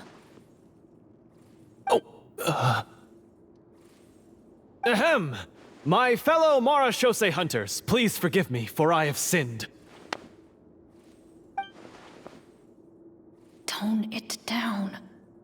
Sorry. After crossing swords with you and witnessing your courage in battle, I've rediscovered my true self and regained my pride as a Marashose hunter. Oh, do I smell a redemption arc? I confess, I was brainwashed by the evil sorcerer. He asked me to lure you here so he could bury you in this cave. That little... Wait, you're saying all of that wasn't you, but the evil sorcerer? That's right. He's adept at manipulating the hearts and minds of the people. I fell under his influence because I did not possess a strong enough sense of will. Huh. And how are you going to prove that you're a changed man? We're not going to fall for the same trap twice. To be perfectly honest, I only came to my senses after seeing the treasure. It reminded me of my father's past teachings. The treasure was actually... The names of all the Marashose hunters from ages past and their weapons? Wait, you already know? Of course. Don't underestimate a veteran role player's exploration skills. Oh, wait, I mean Marashose hunter Navia's exploration skills. We just finished reading through the content of the stone tablet. That tablet recorded the lives of some fascinating people. For example, this Marashose hunter called Est. She inherited the responsibilities of the Golden Hunter and passed judgment on many people. But in private, she had a very easygoing personality. Her favorite pastime was singing and dancing with her friends, and she was said to have a beautiful voice. So, she was just like you. Oh, you really think so? Well, when you put it that way, I suppose I also have a few things in common with this Walter. Working as an executioner, he supposedly used a countless number of tricks to confound his enemies in battle. Oh, if only I could have seen the feats of magic he pulled off back then. Their lives were all so exciting. You could write so many cool books about their accomplishments. How could they have all been forgotten? Because they chose to be. To hunt monsters that only appear in the shadows, you must also operate in the dark. To be a Marechaussee hunter is to willingly give up on wealth and fame. Then this stone tablet must have been left behind by their companions. That's right. Few Marechaussee hunters ever revealed their identity to the public. They always protected the city from the shadows. The only time they spoke of their accomplishments would be at night, when they gathered with their fellow hunters in front of the bonfire to share stories of the monsters slain by their hand. So, this tablet was created not so that the hunters would be remembered by the people, but so that they would be remembered by each other. No wonder this place was so well hidden. You regard the stone tablet in solemn silence. The names of your comrades etched onto its surface serve as a reminder that you are never truly alone. The tablet proves that, although a hunter walks a shrouded path, it is not a solitary one. There will always be those who walk beside you, a fact that remains as true today as in ages long past. Their legacies shall continue to be passed down from generation to generation, as everlasting as the stone onto which their names are carved. Father, you once told me that I should seek out the treasure if I ever became lost. So this is what you wanted me to find.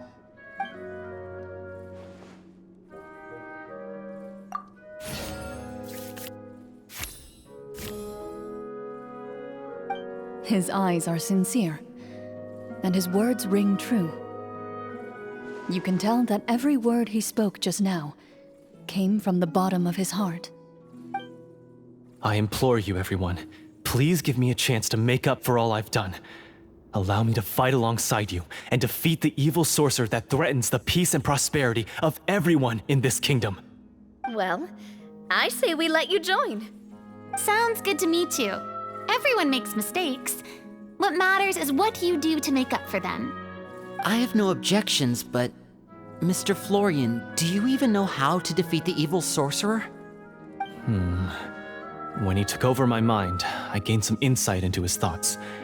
Every time I thought of the treasure, he reacted with a strong sense of fear. Huh? He's afraid of the treasure? But there's nothing here except some broken weapons and the stone tablet! What if the secret's hidden inside these weapons? GM, permission to investigate.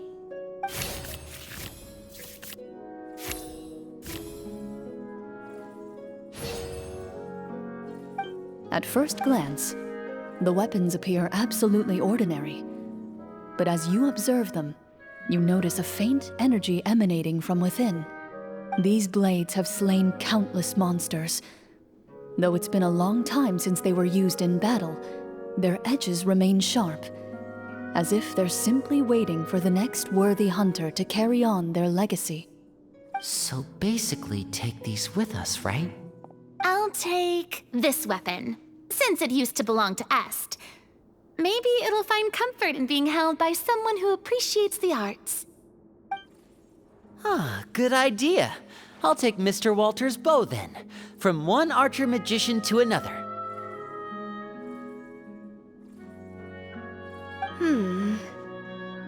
Paimon's gonna pick a cool weapon too!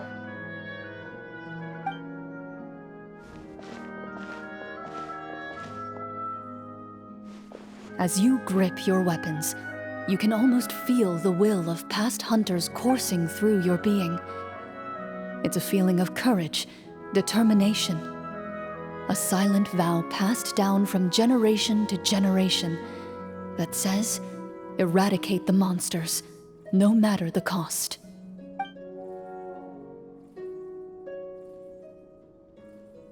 Mr. Florian, do you know where to find the evil sorcerer? I was able to see his surroundings when our minds were connected. I believe he's currently hiding out at the church in the kingdom. We must be extremely careful. He's spent so long living among monsters that he's now taken the form of one. He will not be easily defeated. Then why don't we explore some more and try to find some higher level gear? We don't want to just fight him and lose, right? Oh, No, we have to strike now. He was greatly weakened when I managed to break out of his control. If we let him rest, he might have time to escape. I agree with Mr. Florian. We've got to act while we have the advantage. Don't forget, the people of the capital are counting on us. Yeah, now that we've got a plan, there's no point in waiting. The longer this drags on, the worse it will be for everybody. Yes, that's what's called... Yes, that's exactly right. Alright, you've persuaded Paimon. Mr. Florian, please, lead the way. Of course. Follow me. He had to set up so many scenes today, and now he has to join in for this last part. I really don't envy his job. Finally, you decide to slay the evil sorcerer and bring peace back to the kingdom once and for all. As you walk away, you feel the gaze of the stone tablet at your back, as if all the hunters of the past are wishing you success in the battle ahead and awaiting your triumphant return.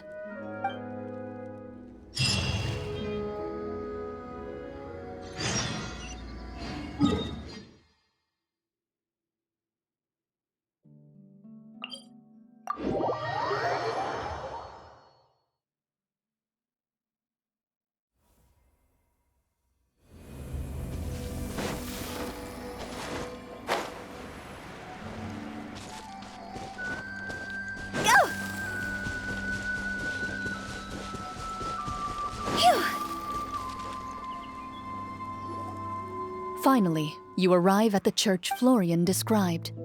As you approach, an ominous aura surrounds you. You get the sense that your enemy is close at hand. How strange. This uneasy feeling seems so real. How did they manage that? Now, it is time for the final battle. Let's go!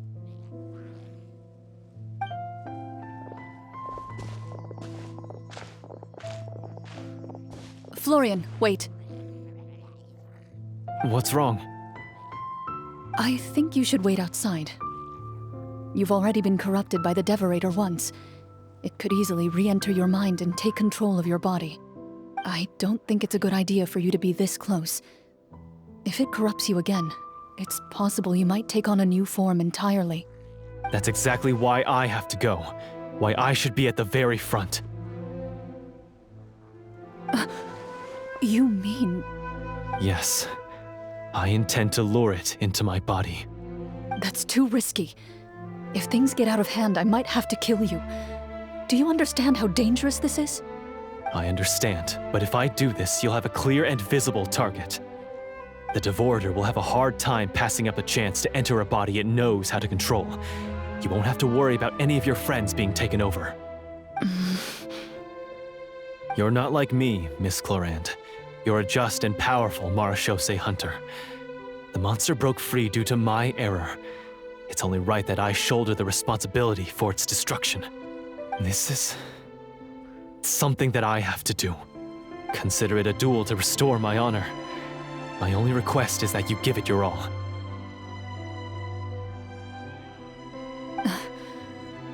I understand. Then, as a champion duelist, I hereby accept your request for a duel, and extend to you my most sincere regards. Thank you. The battle is now upon us. Let the Devorator once again tremble under the blade of the Marachose hunters.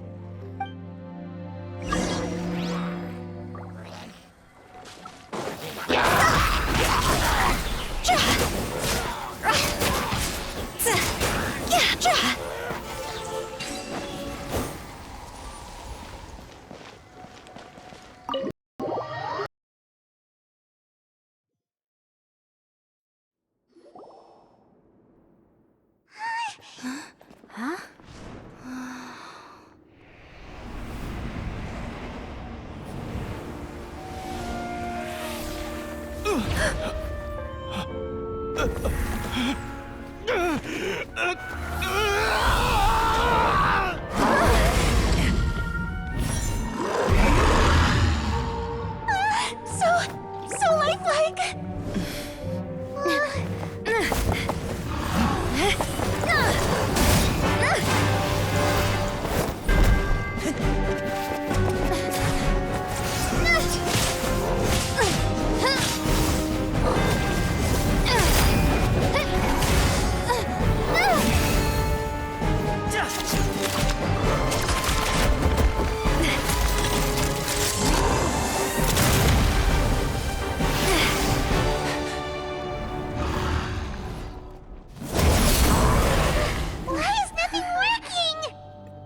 This foe is not invincible. You hold the treasure. The power to defeat it in your own 2 hands. The treasure? You mean... The names! It's the Marashose Hunters' names! How are we supposed to... You forget, Paimon? There's still one skill we saved until the very end. Hunters fight not for fame, but to aid the people whenever they are summoned. Walter the Marashose Hunter, master of 1,000 tricks, executioner of the Phantom Hunters, I call for aid! Est, the Marashose Hunter, inheritor of Cassiodor's will, judge of the Shadow Hunters. Answer my call!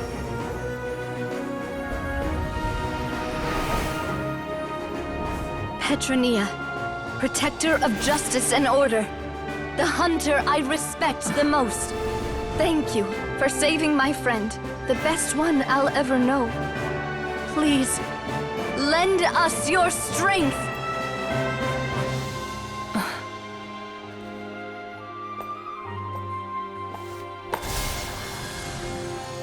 We have come to answer your summons.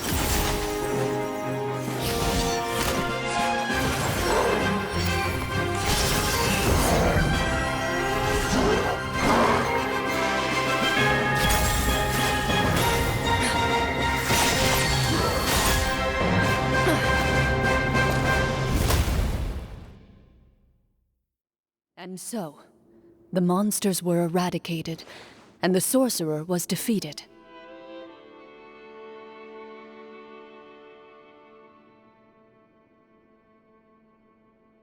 Peace soon returned to the capital. Those in the court, manipulated by the sorcerer, also recognized the errors of their ways. Some remembered the names of the heroes who saved their kingdom, but others simply continued their lives none the wiser. Such is the story of the Marashose Hunters. They pursue the phantoms in the darkness and exterminate all who pose a threat. They will always protect the city and those within it, even should all memory of their accomplishments be forgotten by the very people they serve. I am assuming we've finally reached the end of the script. Yes, you've reached one of the better endings. It's a pretty solid story overall. I thought it was just an ordinary adventure at first, but the further we got into it, the more impressed I became with the production and the plot. That final battle especially. All the effects were super realistic. Oh, right. Yeah, totally. That's a really good point. I never expected the weapons we picked up from that vault would have that kind of effect. Yeah, mine nearly scared the daylights out of me when it started glowing. I took a good look at it after we got out, but I don't think it ever lit up again. Oh, we should probably give these props back, right? I'll just leave mine here. Did you have a good time? Of course. Let me know if another script like this comes around. Sure, no problem. Then I'll head back for now. I think I need some time to fully digest everything that just happened. Once Mr. Florian is awake, please pass on my regards to him. He must be extremely exhausted to have passed out cold like that. You're right. He's had a lot to deal with. Well, see you all some other time. Toodaloo!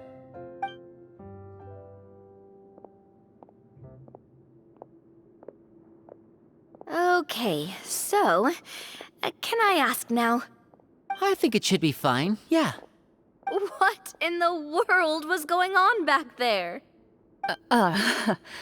So you saw through all of that? That time in the cave when you told us to close our eyes, it'd be weirder if we didn't notice anything. I was dying of curiosity the entire time. I mean, you did a pretty bang-up job of pretending nothing had gone wrong. Farina actually looked like she thought all of it was planned. Guess none of us wanted to be the one to break the illusion. What are you all talking about? Oh, wait. Don't tell me Paimon never... Oh, this is all my fault. It's not too late to cover your ears. Here, Paimon, I'll do it for you. Bit late for that, don't you think? You're saying everything that happened back there wasn't actually part of the script? It's probably more accurate to say this was never a real scripted story to begin with. What? So loud. My head. Hey, you! Get up right now and explain yourself! No shaking, please! Oh, my head.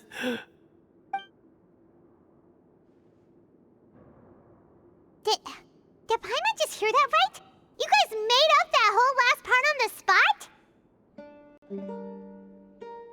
It's not nice to lie to people, but Paimon's gotta admit, that was a really good story, Florian. Oh, and nice improvisation, Florian! Yeah, it was like watching a magician improvise a spectacular magic trick after forgetting an important prop. If Paimon knew something was wrong with that vault, she would have floated straight in the opposite direction. Everything was under control. As if you've ever described a situation as being out of control. I'm pretty sure any situation you consider to be easy to handle would scare a reasonable person half to death. Guess I'm just used to it. You must run into a lot of unexpected situations then. That explains why you're so good at coming up with things on the spot. As for you, Florian... I know there's no excuse for what I did. I'll turn myself into the guards at once, confess my crimes, and accept any punishment that comes my way. I would say you've already suffered more than enough. What? You may have been blinded by fame and fortune in the beginning, but your actions during the final battle had proven you to be a true Marechaussee hunter. You'll be far more used to the city above ground than below. Your job as a hunter is more important. But... Of course, you'll still need to take the keys and pay a personal visit to the 2 hunters you wronged. Prepare to accept any terms they give you as well. Yes, of course. As far as I'm concerned, though, your showing in the duel was enough to prove your honor. Then I'll do exactly as you said. I'll go return those 2 keys right now. Thank you so much, everyone. I'll do my best to prove myself worthy of the second chance you've given me. I swear this on my name and honor as a Marechaussee hunter. Until we meet again, everyone.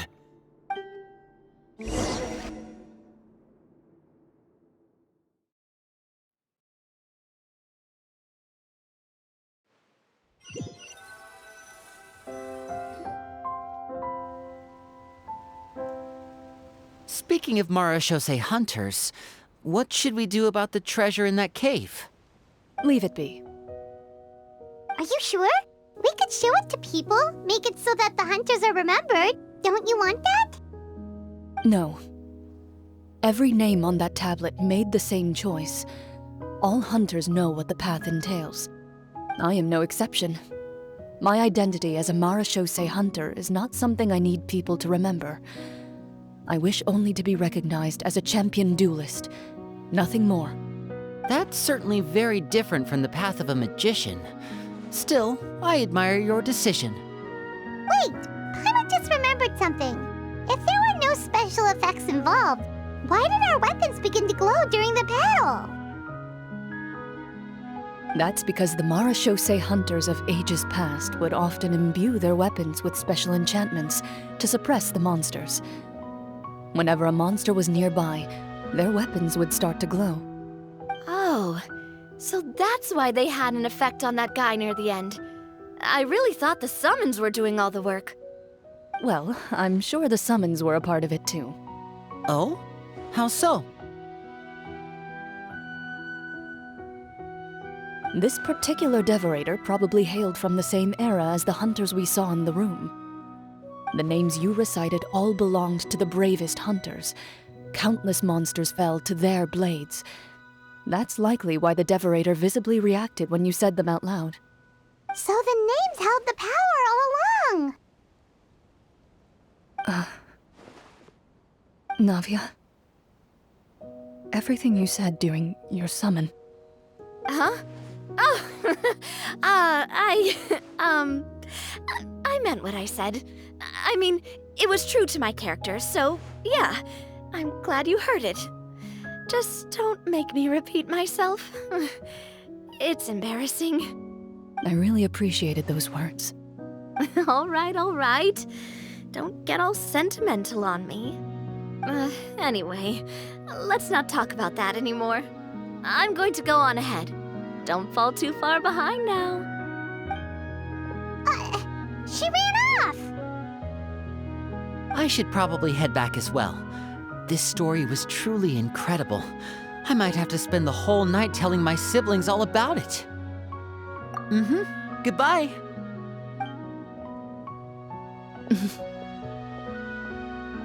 Traveler, should your name and deeds be forgotten, what do you think the significance of your journey will be?